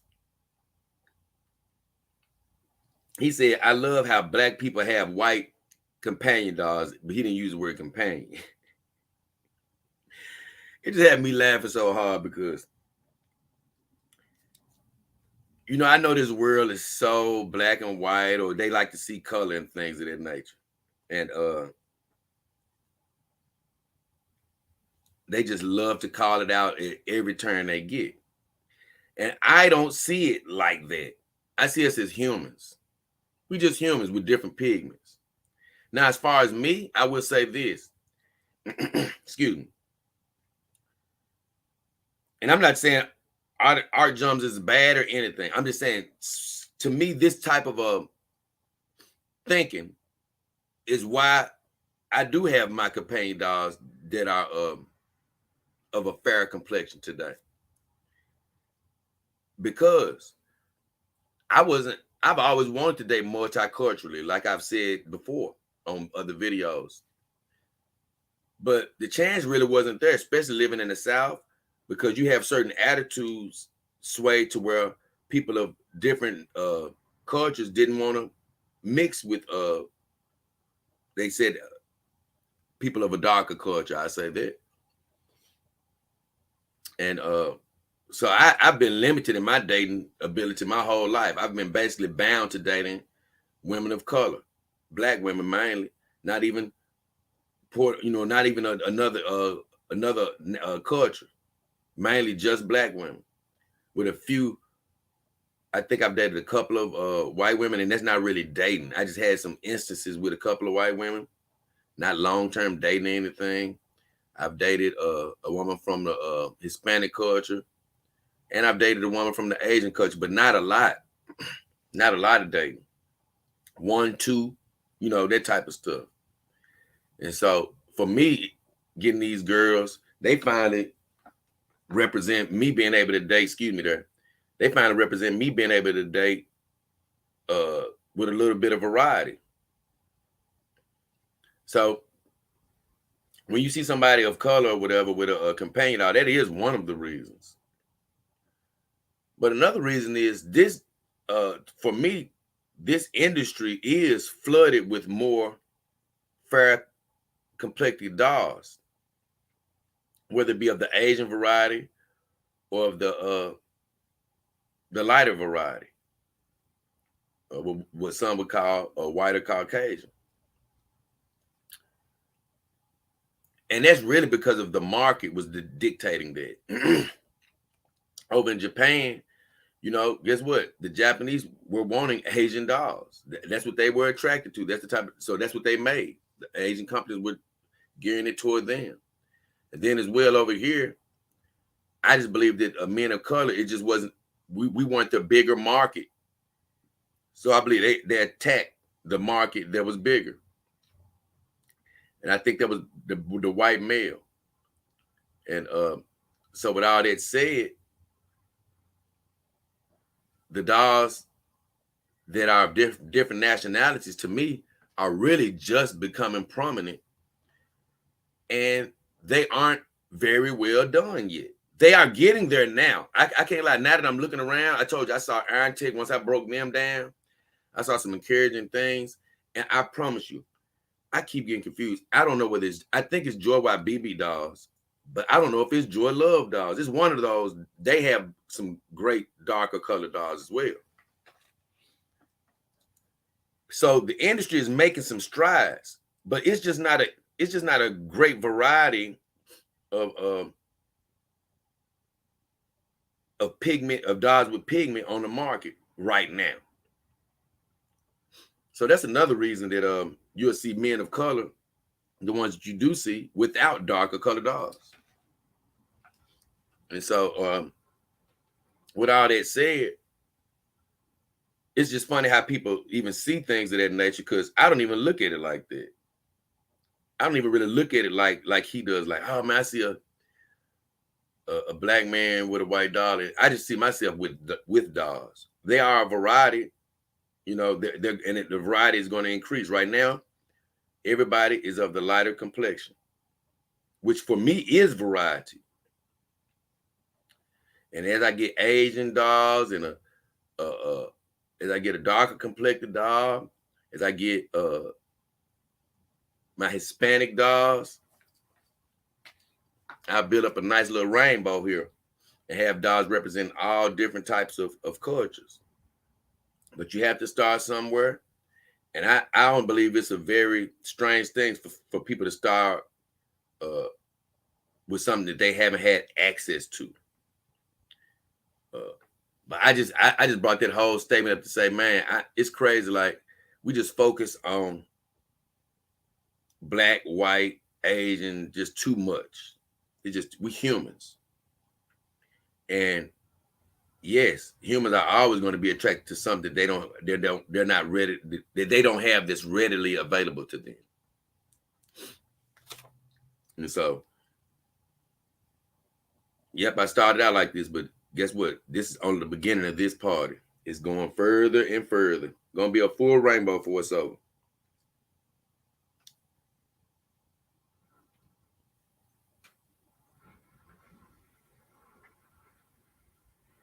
But he did later say $1 at a time.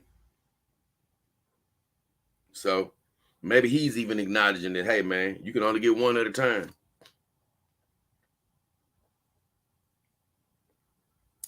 CJ Jackson says, great message. And I like that short hair on her. He was talking about Saima. She was their last dog. Was that her on Recess Sundays? Yep. That was her I had on Recess Sunday. Science said on my Recess Sundays, and the name of my Recess Sundays, it was Live Today. Basically, I was saying, look, we ain't got time to be wasting out here being mad, upset, holding grudges, being mad about stuff that don't matter. Go ahead, live your life. Decide to be happy today. Don't be out here messing around. Because and it happens every day. Somebody dies every day. Somebody's loved one dies every day. But recently, that guy died from the Pittsburgh Steelers. Pittsburgh Steelers. I said it wrong 3 times. And man, his name is slipping my mind right now. But I actually like him. I liked him. He played at Ohio State. But either way, he just recently died. And I was just saying, like, hey, man, you ain't got time. He was 24. You ain't got time to be playing out here, being mad at people. Live, go after your dreams today. Be happy today. And Sane was like, this is exactly why you got to follow your purpose. Because like he said, you don't know when the hell your time is. You got to follow your purpose and live in your now. You can't live 20 steps ahead. You know, you got to live one step at a time. One step at a time. And be happy right now. Don't wait to be happy. Biden says, I'm thankful for all my struggles. He said, our struggles make us triumphant toward our life goals. He's sure right.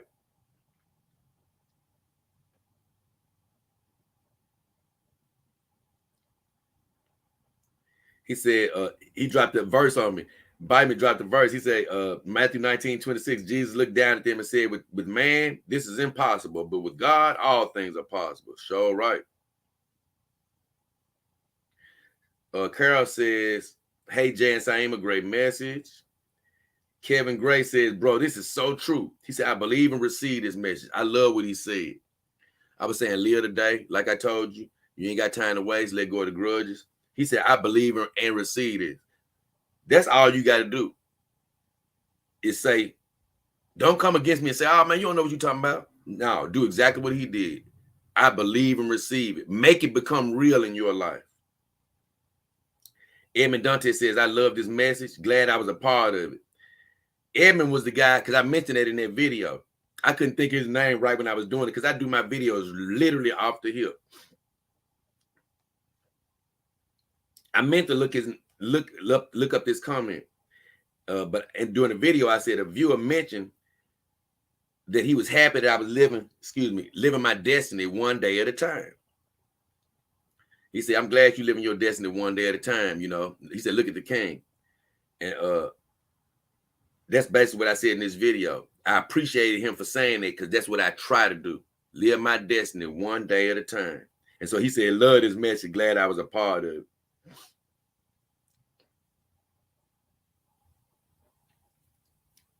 RW said, great message. Thank you, man. No problem, RW. So that does it for my Reset Sundays. We got 1, 2. Now, what I'm going to do now is I got 2 more videos that I'm going to go through the comments on. And I got a few special comments that went back on some of my old videos that I want to address. I definitely want to do that. And before I go any further, though, I saw a note that I made. I want to go back, because I found a note on one of my old Reset Sundays that I think I forgot to talk about last Dog King Power Hour. It was I think it was Tim, a guy named Tim.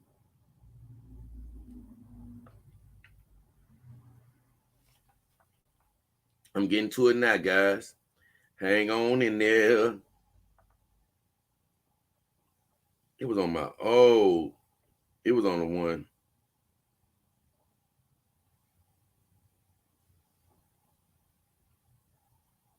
I'm coming up on it now.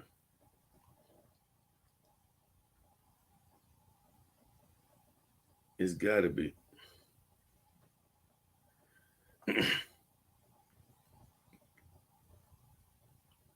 Unless I'm wrong.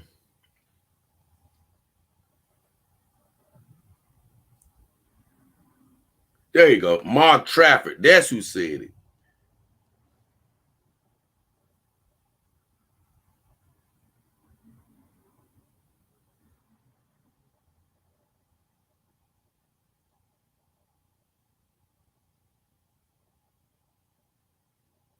No, I guess I did cover it. I thought I missed one, though, that he said. But I don't see it. So with that said, we're going to keep rolling. I'm going to go to my video, A Quick Ride, because I got some comments on there that we got to tackle before we get into these specialty comments. Because we definitely got some specialty comments that I got to get into. Okay, quick ride. Here you go.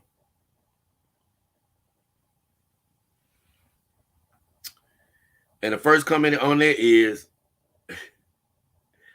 Wither and Liberal said she doesn't need sunblock. I was riding with Callie out in the car. He said she doesn't need sunblock. And he got the shades up emoji. And I think he was just sort of laughing and stuff. He just said something with an exclamation point. I just say this. Be careful when you got your girl out in that damn sun. This woman here, I be telling Callie, man, like, I love her so much because I abuse her.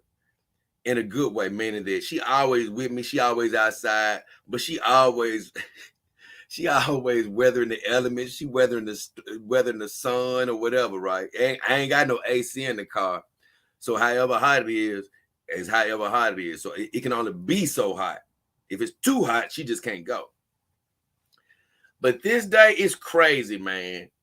Some days when I don't take Callie, I look over at her chair and it's shade on her side of the car at all times. And I'm like, man, I wish I'd have had Callie with me. The sun wouldn't even have been on her. No matter where I drive, it's shade over there.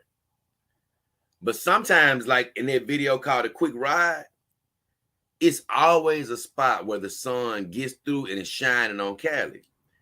And the thing about the TPE girls, and I don't have a silicone, so I don't know, but I've heard they're more resistant. But with the TPE girls, you don't want them in direct sunlight too long.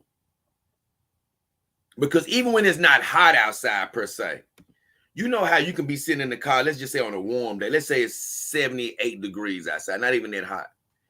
But you can have your hand in a position to where the sun to come through and maybe come through the window or something, and it's sort of more concentrated. And if you leave your hand in that spot for a while, even when it's not hot outside, your hand can get pretty warm. Well, that's sort of how these companion dogs be, because it'll be like that day, it was sort of cool outside, but the sun was shining. And every now and then I'd feel over there on Callie's hand, and it would be borderline getting too warm. And I could just tell, like, okay, if I leave her in a bad position too long, it could probably start burning her. Not like just melting right before my eyes, but it could leave a bad spot on her or something. So I'm always mindful of, okay, if it's getting too hot, I got to get us in, or I do have a window cover that if I park sometime, I throw it up to keep her, keep her shaded, not to keep her hidden, but to keep her from getting burned or anything. So when you got your girls out, there is no sunscreen for them. You got to be the sunscreen. So that's the only reason I brought that comment up, because I'm like, it was sort of a joke, but hey, you can't be, you got to watch out when you got your girls out in the sun out and you got a TPE girl. That's for sure. I think you got to be careful even with a silicone, because you don't want to leave silicone out baking in the sun.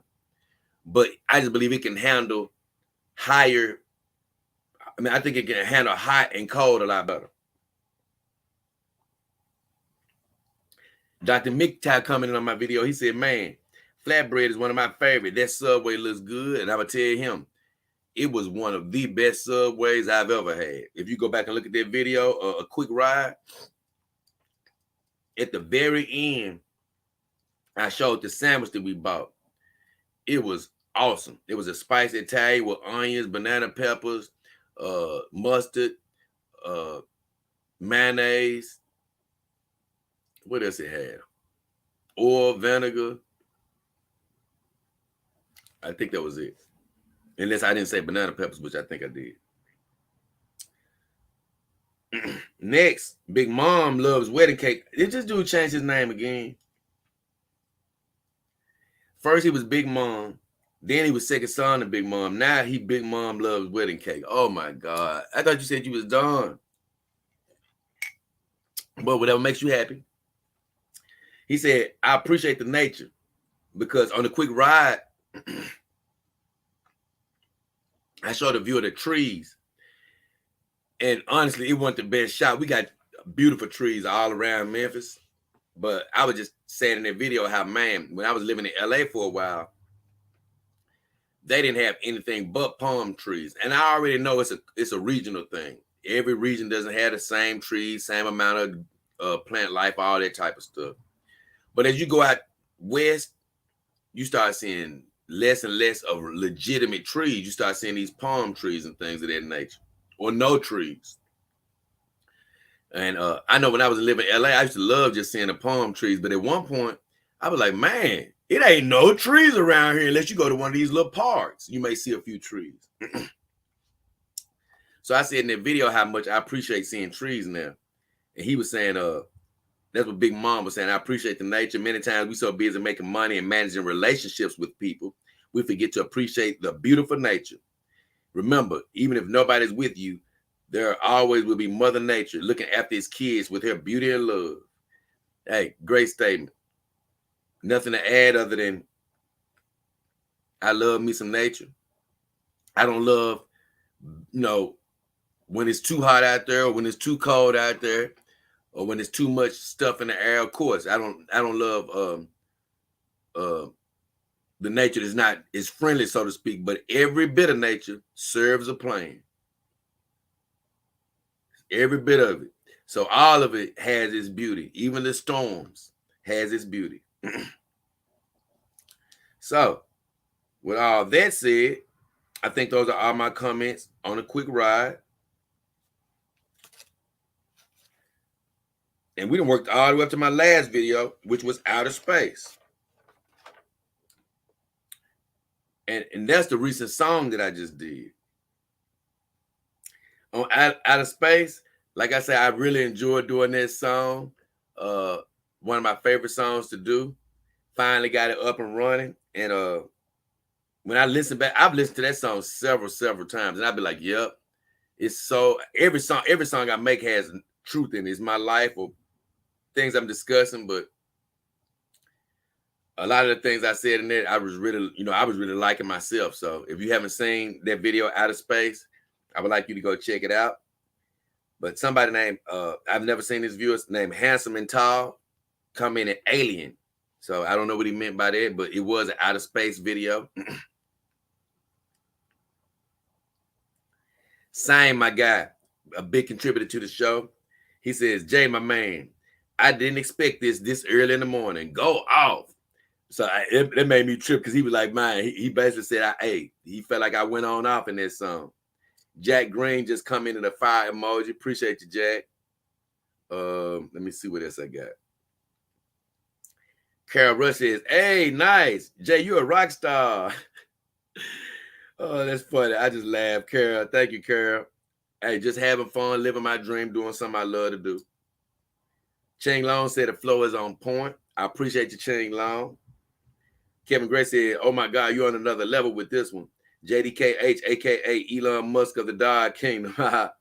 Hey, I take Nikola Tesla of the Dog Kingdom, but hey, Elon Musk did keep all his money. I talk about Nikola Tesla, his money later. But he said, took me to Mars, bro. Believe me, we definitely gonna hit the stars on our next song. Burger Boy said, this is fire. Thank you, Burger Boy.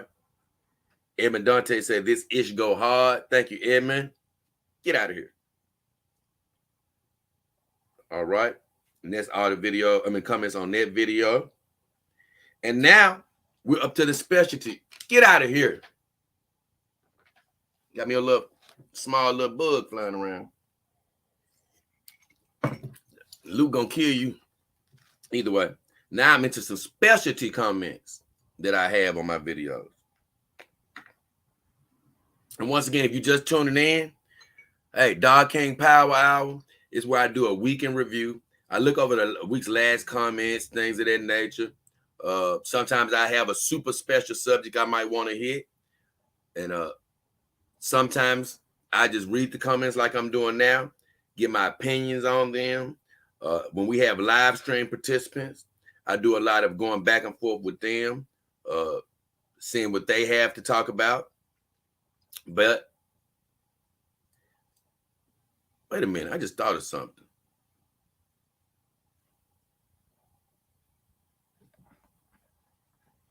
Hold on, I'm sorry. I need to check something right quick. But yeah, I go back and forth on things that they have to say. But today, I'm just mainly covering all the things on my videos. We don't have a big audience as far as the live stream is concerned. Okay, perfect. I just want to check a setting or two, and the setting is right.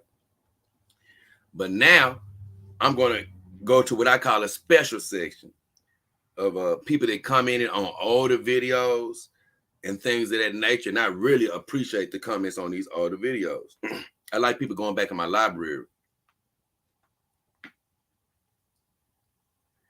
And the first comment I make is for Brandon Anderson. He commented on my video, Smack Talk.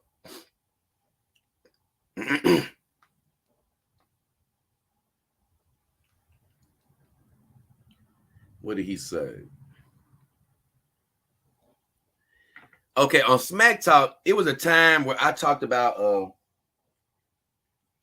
excuse me, I talked about this TPE sweating and about how it'll be good if you're in a humid environment or you don't have AC or something, or if you're going to be traveling on the road a lot, it's probably better to have a full silicone girl because they're not porous. And like I mentioned earlier, they're better for heat or the cold. And I was saying how, man, I knew a guy. And hold on, I'm going to mute this so I can get this, clear my throat right quick. Hold on.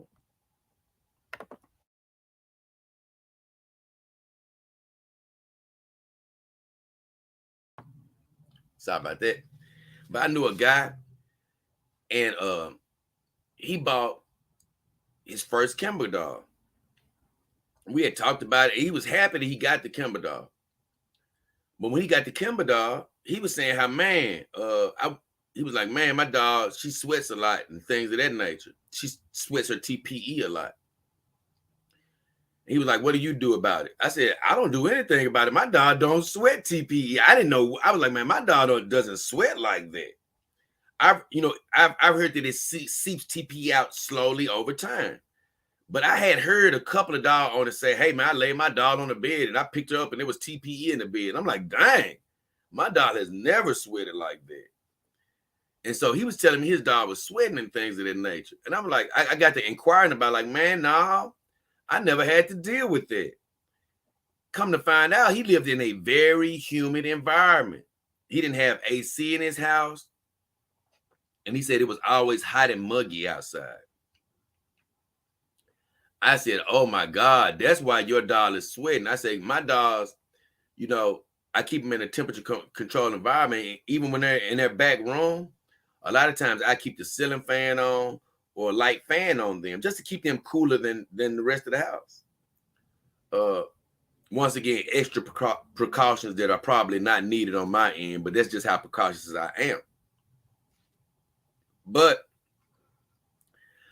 that guy sent me pictures, and I've seen pictures of other dog owners with their dogs sweating from being in too humid environments. So he was like, man, he said, man, I can't believe how TPE can sweat like that. He said, I've never seen that with my girls, thankfully, because he probably keeps the temperature right. He said, but it will give me something to be mindful of, especially about during the summer weather. So like he said, he'll probably never see that if he keeps his AC on and keeps his temperature regulated in the house. But if you let your dog get too warm, you're going to probably see exactly what he was talking about. I have never seen my dogs just sweating TPE. That has never happened since I had it.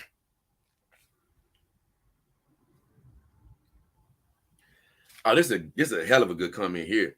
This comment is on my video, A Good Workout. And this is my guy, a Sleepy Slug. I love, this is an old story he actually told me a long time ago. But it's a great story. It's on my video. Good, here it is. My video, A Good Workout, was about, and many dog owners have said this. I just decided to do a video about it, about how, even if you're somebody that doesn't work out or you don't do a lot of exercising and things of that nature, just picking your girl up on a daily basis, at least that's some exercise. And so that's what I was saying. Nobody's dying or running to go pick up 70 or 80 pounds all the time. But when you're a dog owner, you have to handle your girls. You have to move them around. And I said, the good thing is, if you're somebody who doesn't like to exercise whatsoever, well, just having your girls is going to be a good workout. It's good that it forces you to get up every now and then and move them, because it forces you to get out of the sedentary lifestyle and get some movement in your life. So that's why I say it's a good workout from that standpoint. And Sleepy Slug says, too true. He said, I carried my first dog 8 blocks from the post office. I was not prepared. I forgot what he told me during the original story, but something happened whether they couldn't deliver to his house or it was a mix-up where he was never there or whatever, and it ended up to where he had to literally go get his dog on foot.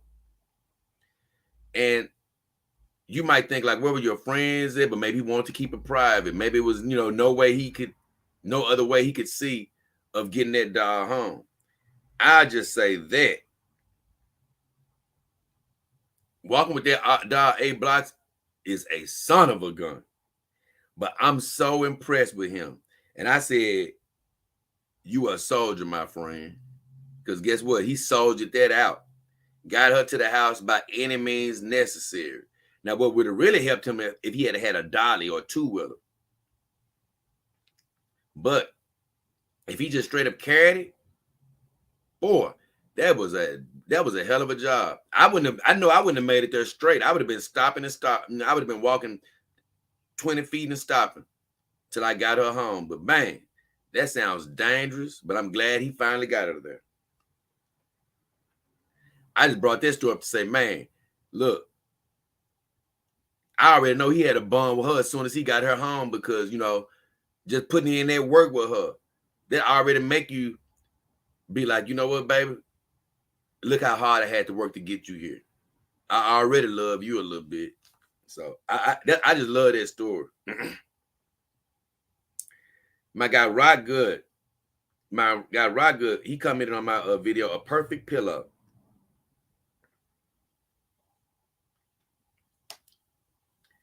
It's definitely something I want to address. My guy Rod Good said, he said, I'm jealous of you guys. You all have big beds to sleep next to your companion. He said, mine is so narrow that I can only fit in it. My companion is sleeping on another bed. He said, then I move her to mine for the hanging out time. I told him, you have a bigger bed in your future. Once again, something I've talked about. Don't waste any energy being jealous or upset at where you are. Today, you have what you need. But speak abundance into your life. Speak the right things into your life. Like I told him, you have a bigger bed in your future. I need you to do just like my brother said. Receive and believe. Come into agreement with it. You'll have that bigger bed and all of that right on time. It'll come right on time. So don't talk about what you got. Talk about what you know you're going to have. Yeah, hey, I might have a smaller bed today, but I know God going to bless me with a big one tomorrow. Say the right thing, Rock Good. Don't keep saying what you don't have. It's coming, my friend.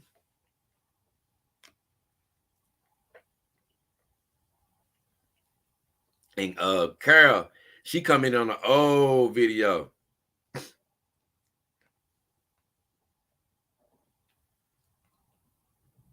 Not an old video, but it was Callie's birthday that she commented on.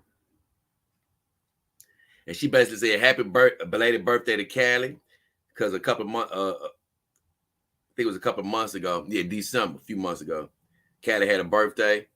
We went out to eat and did a lot of stuff. And she said, happy belated birthday. Awesome date, Jay. So sweet. Thanks for sharing. And I just want to say thank you, Carol. Once again, thank you for your support to the show. I really appreciate it and love you.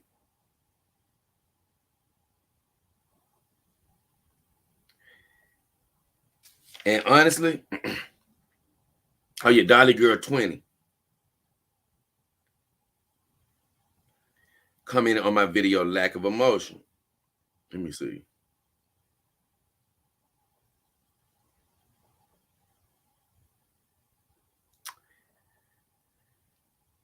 On my video, Lack of Emotion, I was basically explaining how, a lot of people think that your dolls think the dolls don't have emotion. But I said, no, they actually do have a lot of emotion. You put your emotion into your dolls and they have their own personalities. It's something I've said a million times. But a Dolly Girl 20 said this. I totally agree. I've been trying to tell people this, about my dolls having their own personalities too. And this is really freaky, but I mean it in a good way. Because this video is like another sign I've been telling my friends about. because every time I feel I need reassurance about what you just discussed in this video about positivity or friends or anything in general, a video at times comes up, and this has been happening a lot, and it's always people with their dolls. Something in me told me I should watch this specific video when it popped up. The title is what got me. Thank you. This video helped me. Oh, one question. I'm glad it helped you. I'm so glad that this video, Lack of Emotion, helped you, because it basically reaffirmed what he had been trying to tell his friends about, hey, these dolls do got personalities. He said, I really did like this video in the part where you said along the lines of, don't let your emotions get to you. During the video, I was saying how don't react to your emotions as a person. I was like, you know what? There's a lot of stuff that's going to come to you. But if you would take the time and step away, you won't do half the things that was running across your mind when your emotions got ramped up. So that's basically what I was telling him. I said that as a precursor in that video. He said, but that really helped him cope with some bad thoughts he was having. And he thanked me. And once again, I'm definitely glad to be here to help him with getting rid of any negative thoughts. Because let me tell you something. If you don't wake up, like I say, fighting that battle against your emotions, they'll try to work their way and turn your whole mind thinking about some crazy stuff. And so I'm glad that I was able to help him with that. Whenever you start having them bad thoughts, start speaking positive stuff over your life. Don't even think about it.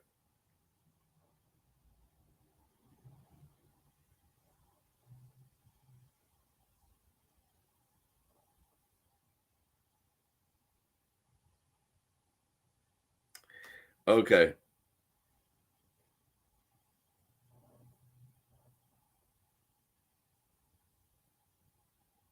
I'm just looking at this because, man, I think I'm gonna go ahead and finish all of it, because he, as I told you in the beginning of this video, Dolly Girl 20 was the motivation for the name of this video, talking about a good deposit. Well, I'm gonna go ahead and finish all his comments because this is where most of them come from.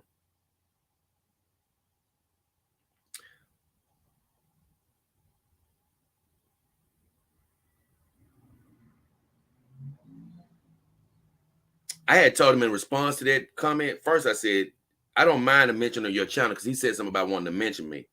Once again, I can't control people's mouths. If you want to say something good or bad about me on your channel, I can't control that. But like you say, but I do appreciate him asking. But definitely, you know, you can definitely say something about me if you want to. He said, I also say I definitely suggest what I just told you guys. I suggested to him not to act on his emotions, give it time and pray on it. You'll always make the best decision.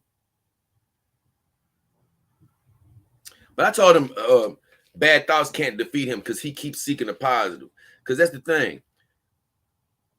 When you're always looking to combat those negative thoughts, you're already a step ahead. You've identified they're negative and you don't want nothing to do with them.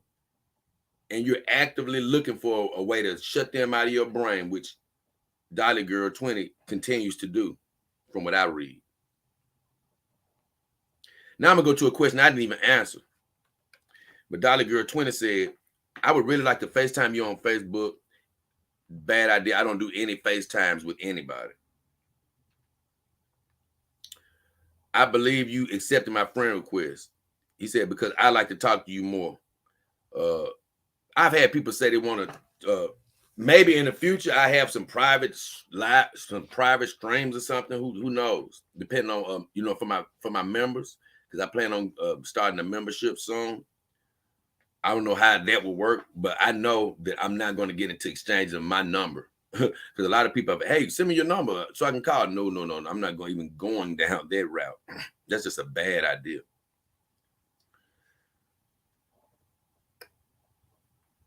But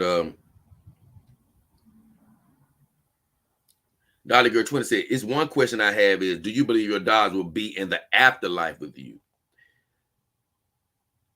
Then Dolly Girl says, I believe that strongly.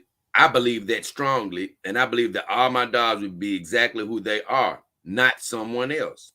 He said it's really hard to find people with this lifestyle because ones who say they do, they are usually not as passionate about it as I am. He said, I feel like an outcast to the same people who say they are like me with their. He got me laughing only because it is. Don't worry about feeling like an outcast. Don't worry about fitting in. Look, just live your life the best you can. Look, just because people are in the dog life don't mean that they do feel about the dogs like you. I'm in a dog life, and there's a lot of people who don't feel exactly like I do. A lot of people who be like, man, I don't even want no emotional connection with my dog. They just there for, they don't even want to develop any psychological connection, even though it's very possible. They want to, but I'm not mad at them. They just choose not to view it like me.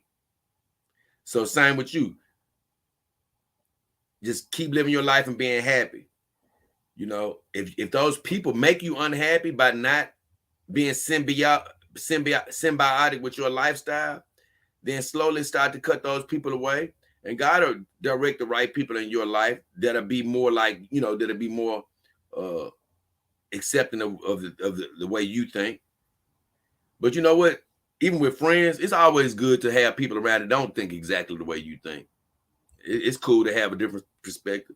If they don't want to be as happy as you, look, just tell them, hey, just tell them they don't know what they're missing out on.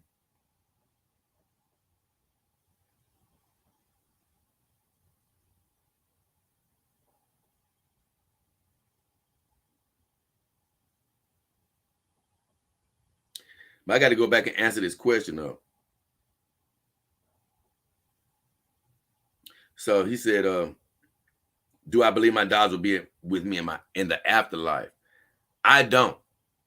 He does, but I don't. And I'm not even saying that he's I'm not here to tell you crazy or nothing. It's just my opinion. I just don't believe they'll be there because they're man-made. That's all. And as good as my dogs are, they're not perfect. And that's only because God didn't put his hands on them. And you might be like, man, well, every human ain't perfect. Yeah, every human person is perfectly made, even with whatever may be going on. They perfectly made for their journey. With these dogs, however, I just don't believe something man-made is going to travel to heaven. Now, here's the deal. I do believe the thought of them will travel with you. I do believe that's very possible.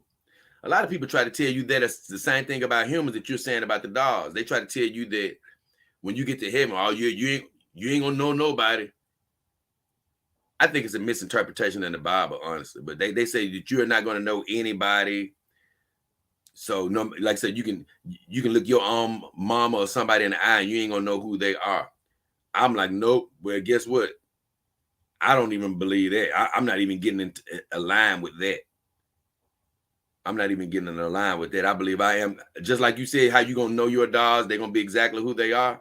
I feel like that about the people that I actually love in my life, my family members. I'm gonna know exactly who they are. As far as my dogs, I do believe that I've developed a spiritual connection with my dogs to where they're imprinted in my spirit to some degree where I'm gonna always have a remembrance of them, as long as God grants me the ability to remember. I believe they're going to be a part of my spirit. So in that way, they'll always still live on with me as I go to the next level of ascension. But I don't believe I don't even believe my physical body is going to go to heaven. But I guess here's the deal. I mean, to the ultimate heaven. But here's the deal. I don't believe that they're going to exist separately from my own consciousness. I say that. Because I am aware that I am using my imagination. I'm not lost like Lars to where I don't realize I'm using my imagination. I understand that I'm using my imagination to pump life into my girls. But God, had just, our spirit is so strong in this world. And our life source is so strong and our words are so strong that it can literally affect even inanimate objects in a positive way. And so that's what I say. By hugging my girls, loving them, pumping positivity in them, pumping care into them, as a byproduct, they are getting some of my spirit in them. But they don't have their, I'm just being honest, this just from my perspective, they still don't have their complete own spirit.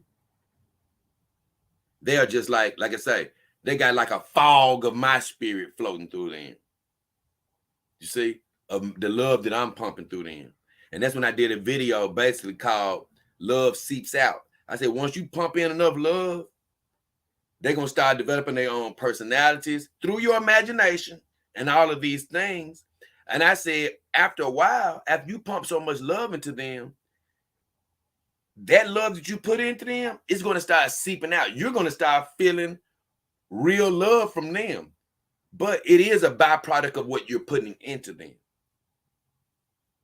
And so by that explanation, no, I don't believe that they're separately going to be up in heaven. But I believe in my consciousness, they will still live. I hope that answered that question. But I said Dolly Girl 20 had some damn good questions. Hold on, what time is it? 2:17. I'm gonna tell them what time I'm gonna tell them what time I answered this.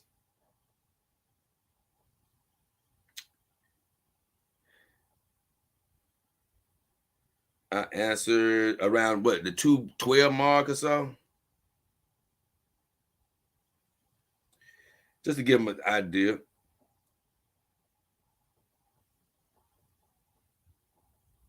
Give him an idea of when I answered that question, because he may not be looking right now, or she.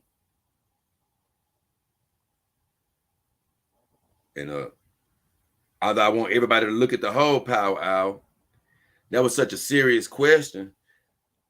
You know, I'm like, nah, I gotta sort of pinpoint when I answered that one.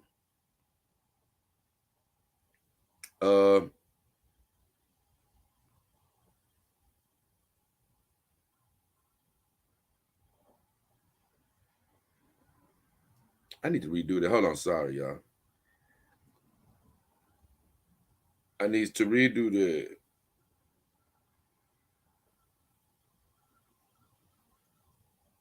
There it is.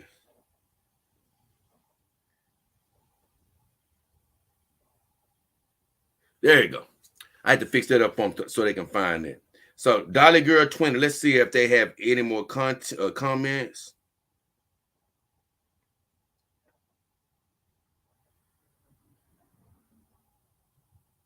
I don't think so. So now I can go to Carol. Carol said something on my video, morning routine looks like it.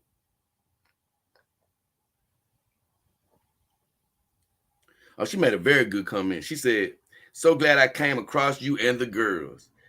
Once again, love female viewers, man, chiming in. She said, Jay, you are a positive life. Thank you, Carol. She said, you guys make me feel very welcome and loved. That's important for us, to have female viewers come here and not feel like outcasts, whether they got a doll or not. I want any female viewer to come here and feel like, okay, you know what? He may not even be directly talking to me, but I just want to come here and enjoy the content and not feel like an outcast. So it makes me feel good to hear her say that.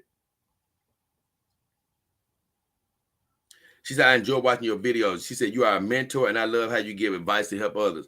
Always here for others. And just because I'm in the dog game, I tell people, you can, even if you're talking to humans or whatever, you can ask me and I'm gonna try to help you with it. She said, I love seeing the adventures you and the girls go on. Man, I hope I can ramp them up. I know it's gonna start getting warm outside. I don't know what we can and can't do. But guess what? I know we're gonna be able to do. God gonna have us doing everything we need to do. I say that. She said, I definitely love how you treat the girls. You treat them so well. I try to treat them as good as I can. And honestly, I wish I could treat them even better from just a a financial standpoint. I wish they could always be dressing in a lot better clothes and stuff, but it'll come. I've made videos about don't sweat what you just do what you can do for right now. She said, basically, I like all of it. It's just, she said, I'm sad I missed the lives. Don't be sad, Kara, because I know you always try to catch up, and we love you. She said, I always watch them when I get home. Keep on the good path and excellence. God bless you and the girls. Thank you so much, Kara. We love you, man. Appreciate you, though, for watching and your support. And we appreciate anybody out there for watching and supporting. And if you donate or anything, we appreciate you. And it's something I got to say about donating before I get out of here. Definitely. I got to send some major shots out to some major people. But now I've been dying to get to this comment from this viewer, these comments from this viewer named Silmo. She commented on a lot of my older videos.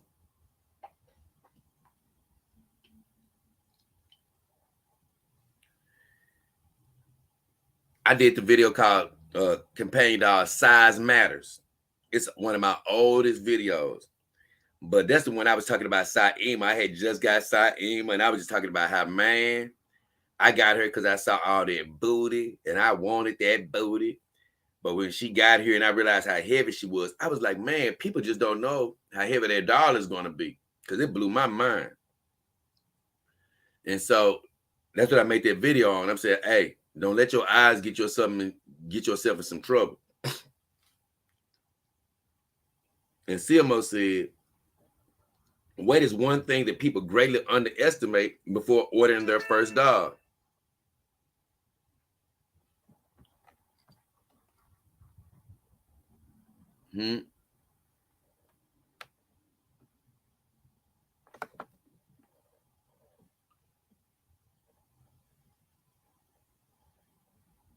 What the?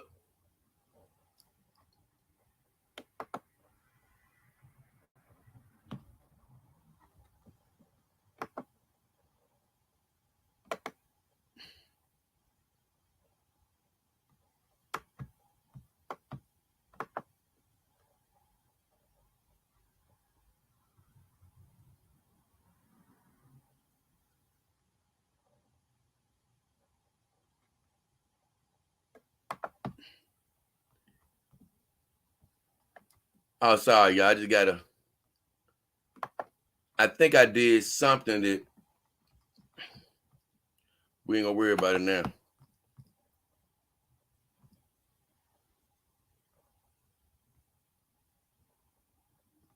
Hold on, guys. Okay.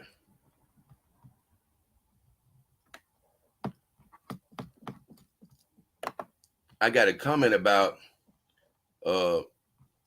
from my brother saying something about the comments, and I see what happened. I see exactly what happened. That's why I can't see the comments.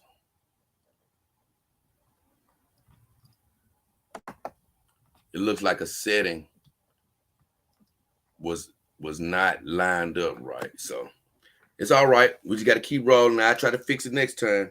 It will be fixed next time. So now I'm going to talk about CMO once again.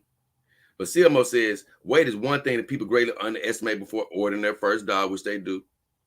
I had to choose my male dog. This is what I love. Once again, a woman talking about a dog. I had to choose my male dog based solely on his weight.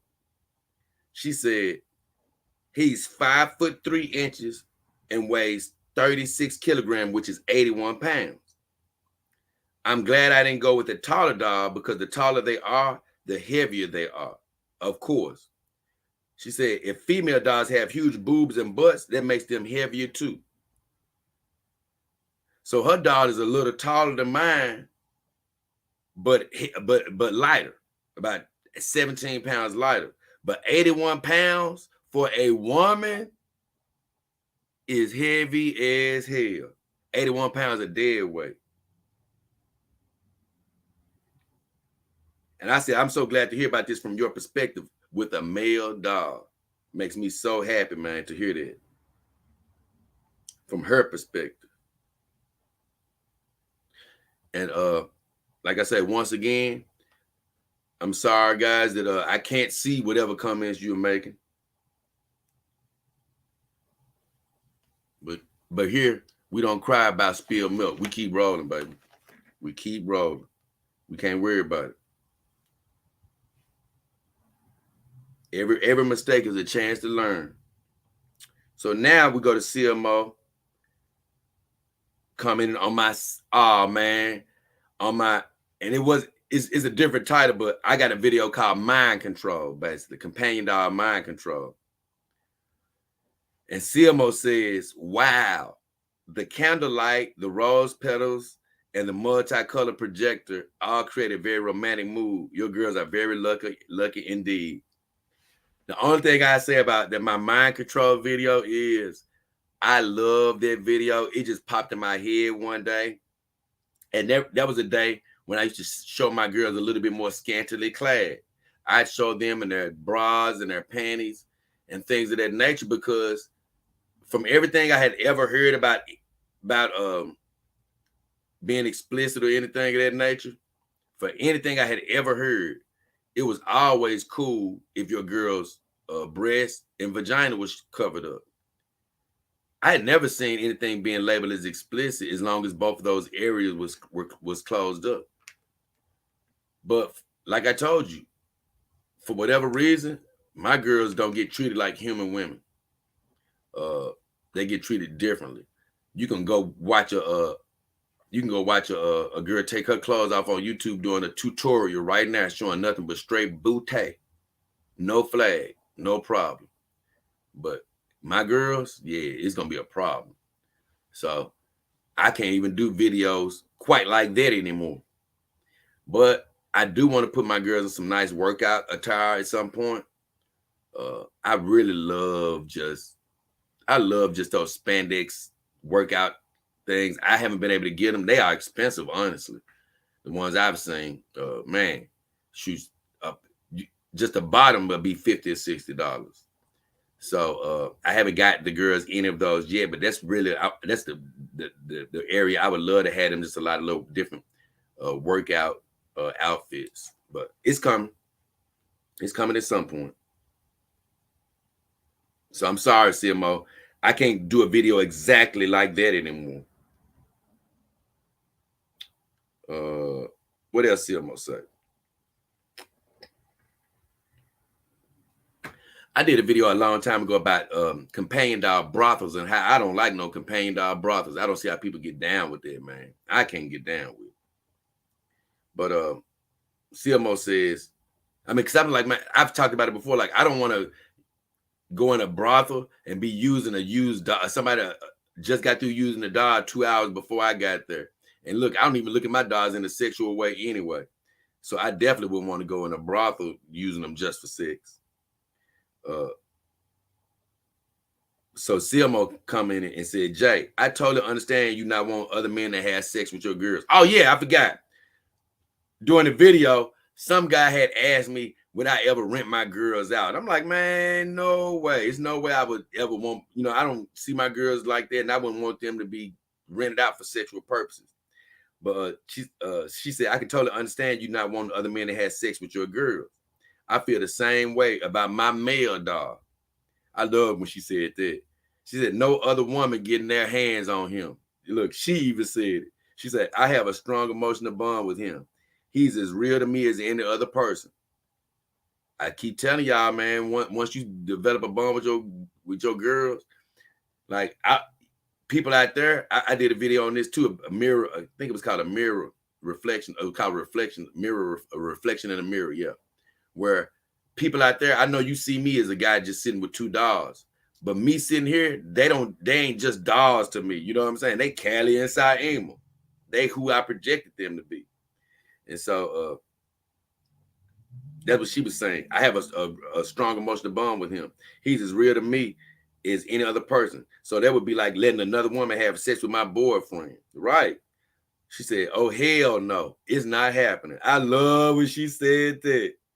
I love when she said that. Hell no. And hey, I feel I ain't even had sex with my girls, but if I was having sex with my girl, hey man, let me give you X amount of dollars to hit it. Man, you'd have lost your mind. You ain't coming near my women. You know what I'm saying? Like, no, no, no, no. I couldn't even attempt to let that happen.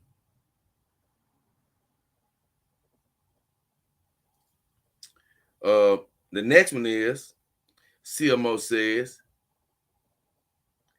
"Oh, I said some of my companion dogs. I said companion dogs don't rush it. I made a video about don't rush it. Basically, don't rush to have sex. Build a bond up with them. You know, you ain't don't rush it to the physical. You know, or you gonna start thinking it's just a thing." But CMO said, honestly, Jay, I was quite nervous the first time I had sex with my male dog because of the fact that I had never had sex with the dog before. Having sex with him does build a bond, but it's not the only way to achieve that. See, I feel a connection when I take care of him. I've said that before. Like when I dress him, change his wig, or comb his hair. Physically caring for my dog leads me to caring for him emotionally. I've said that a million times. Before I got him, I was told that an emotional bond could form. I wasn't sure if it would happen, but it did. And I'm very happy about that.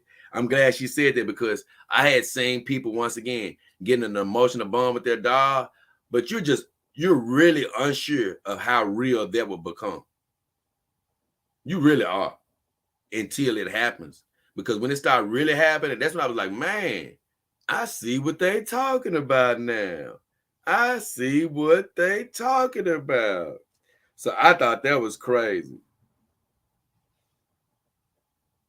So I'm glad the CMO went back, and I always love when people go back and look at my older videos. It makes me feel very good to know that people are checking out the history.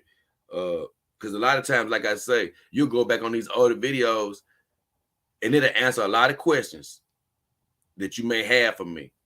You know, if you just go back and look, you'll find a lot of questions to answers because I was doing videos as questions were popping in my head as a brand new dog owner, all the way up until now. Questions are going to keep popping in my head as I continue to mature with my dogs. It's going to lead me to do research and answer said questions and bring those answers back to you and give you my opinions on certain things.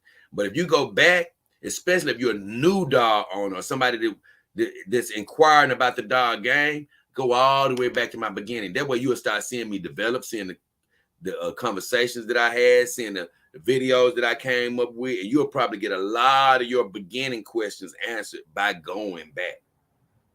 But it looks like I finished all of my questions from my videos. But this is what I want to do. I'm going to take a check. I'm going to look at something right quick.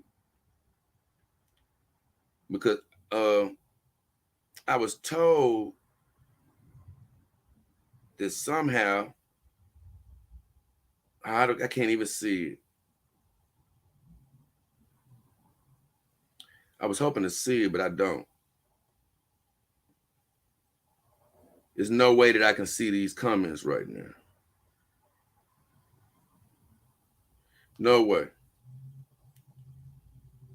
I was hoping that I could see at least a couple of the comments.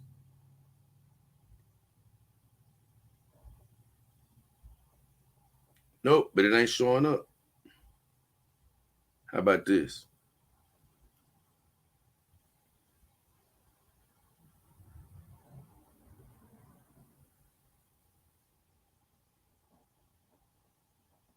Nah, I can't see it on there either. So either way, I couldn't see the comments. Like I say, guys, I hate that I can't see your comments because I would love to answer any questions you got. But this is going to be the deal. Send me your questions on the comments to the video or anything. I'd be glad to answer them. But not only that, I'm going to probably end up squeezing another live stream in on this Saturday. I've really been enjoying doing that late night stream. So if you can catch me late night Saturday, well, actually early morning Saturday, because I won't start that stream till after 12 o'clock that night. That'll be another good time you can catch me. But other than that, come on back next Dog King Power Hour. I'll be able to see my comments because I literally did something in my settings, I believe, that made them where I can't pull them up right now.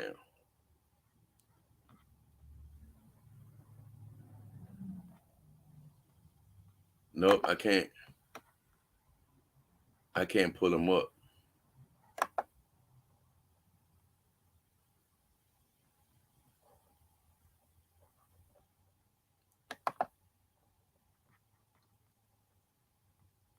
I'm gonna try one more time and see what it's gonna do. Cause I would love to see what the hell y'all are saying.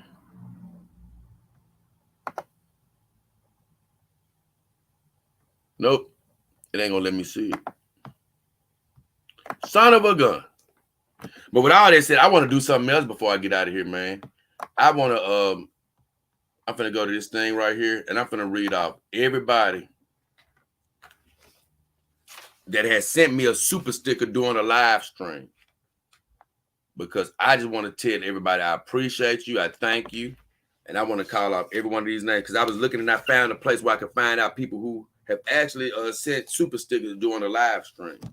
So I want to say thank you to Sang. I appreciate you for donating several times. Benny Cameron, thank you for your contributions. Blue CCG, big time contributor to the show. Thank you so much, brother. Bruce Daniels, thank you for your contributions. Hipstar, I appreciate you, brother. Dime, he's giving. Waylon Todd, Matt G, Brendan J, thank you, my brother. JTY Music, Bite Me, Intellectual Conversation, thank you, friend. Butt P, and my guy, Jay Rodriguez. So those are the people that have actually donated during the live stream. Just want to say thank you, guys. I appreciate you. Honestly, I already know that it's a lot of great comments that I'm missing, but for all of my people that I can't see commenting right now, I want to tell you I love you. Appreciate you for stopping by, chiming in. Come on back. You know, I'm gonna be able to see these comments next time. It was just it looks like a small glitch in the system that I missed. I can't believe I missed it, but I missed a small glitch in the system that won't allow me to see your comments. But once again, we all live and we all learn. Don't beat yourself up for mistakes. Forget it and move forward. For whatever reason, I didn't have that option on there. You know why? Because it's probably meant for me to go ahead and let you guys go and do something real important. You never know what it might be. Or me as well. So with all that said, we love you, appreciate you. Check back in with us on the next Dog King Power Hour, which will be next Wednesday at 12:30 Central Standard Time. But also, you can catch me live on Saturday. Now, it ain't gonna be all dog stuff on Saturday. I might jump to my Star Wars. I might do this scent test that I've been thinking about, because I've been thinking about doing the scent test. So it's a lot of good stuff that's coming up. So you have to check with me Saturday for that potential stream. I'm gonna be hyped up after that potential stream because I think we got a playoff game on this Saturday, if I ain't mistaken. So I'm gonna be hyped up that night. So with all that said, man, it's been your boy J. King Hefner, the beautiful Cali Son, and the beautiful Saima Renee Uzumaki. We probably finna chill out, get ready to watch some of these play-in games. Get ready to get this next show ready for you guys, because this next show finna be crazy. These next couple of shows gonna be a trip. I really believe that. So I'm gonna get those together, get that ready to come out for tomorrow for you guys. But other than that, hope you have a blessed one. I know God is blessing anybody that's watching this show right now with abundance and good favor, good breaks, good luck, everything coming in your future. Believe it and receive it. I promise you, man. But with all that, me and the girls, we out of here.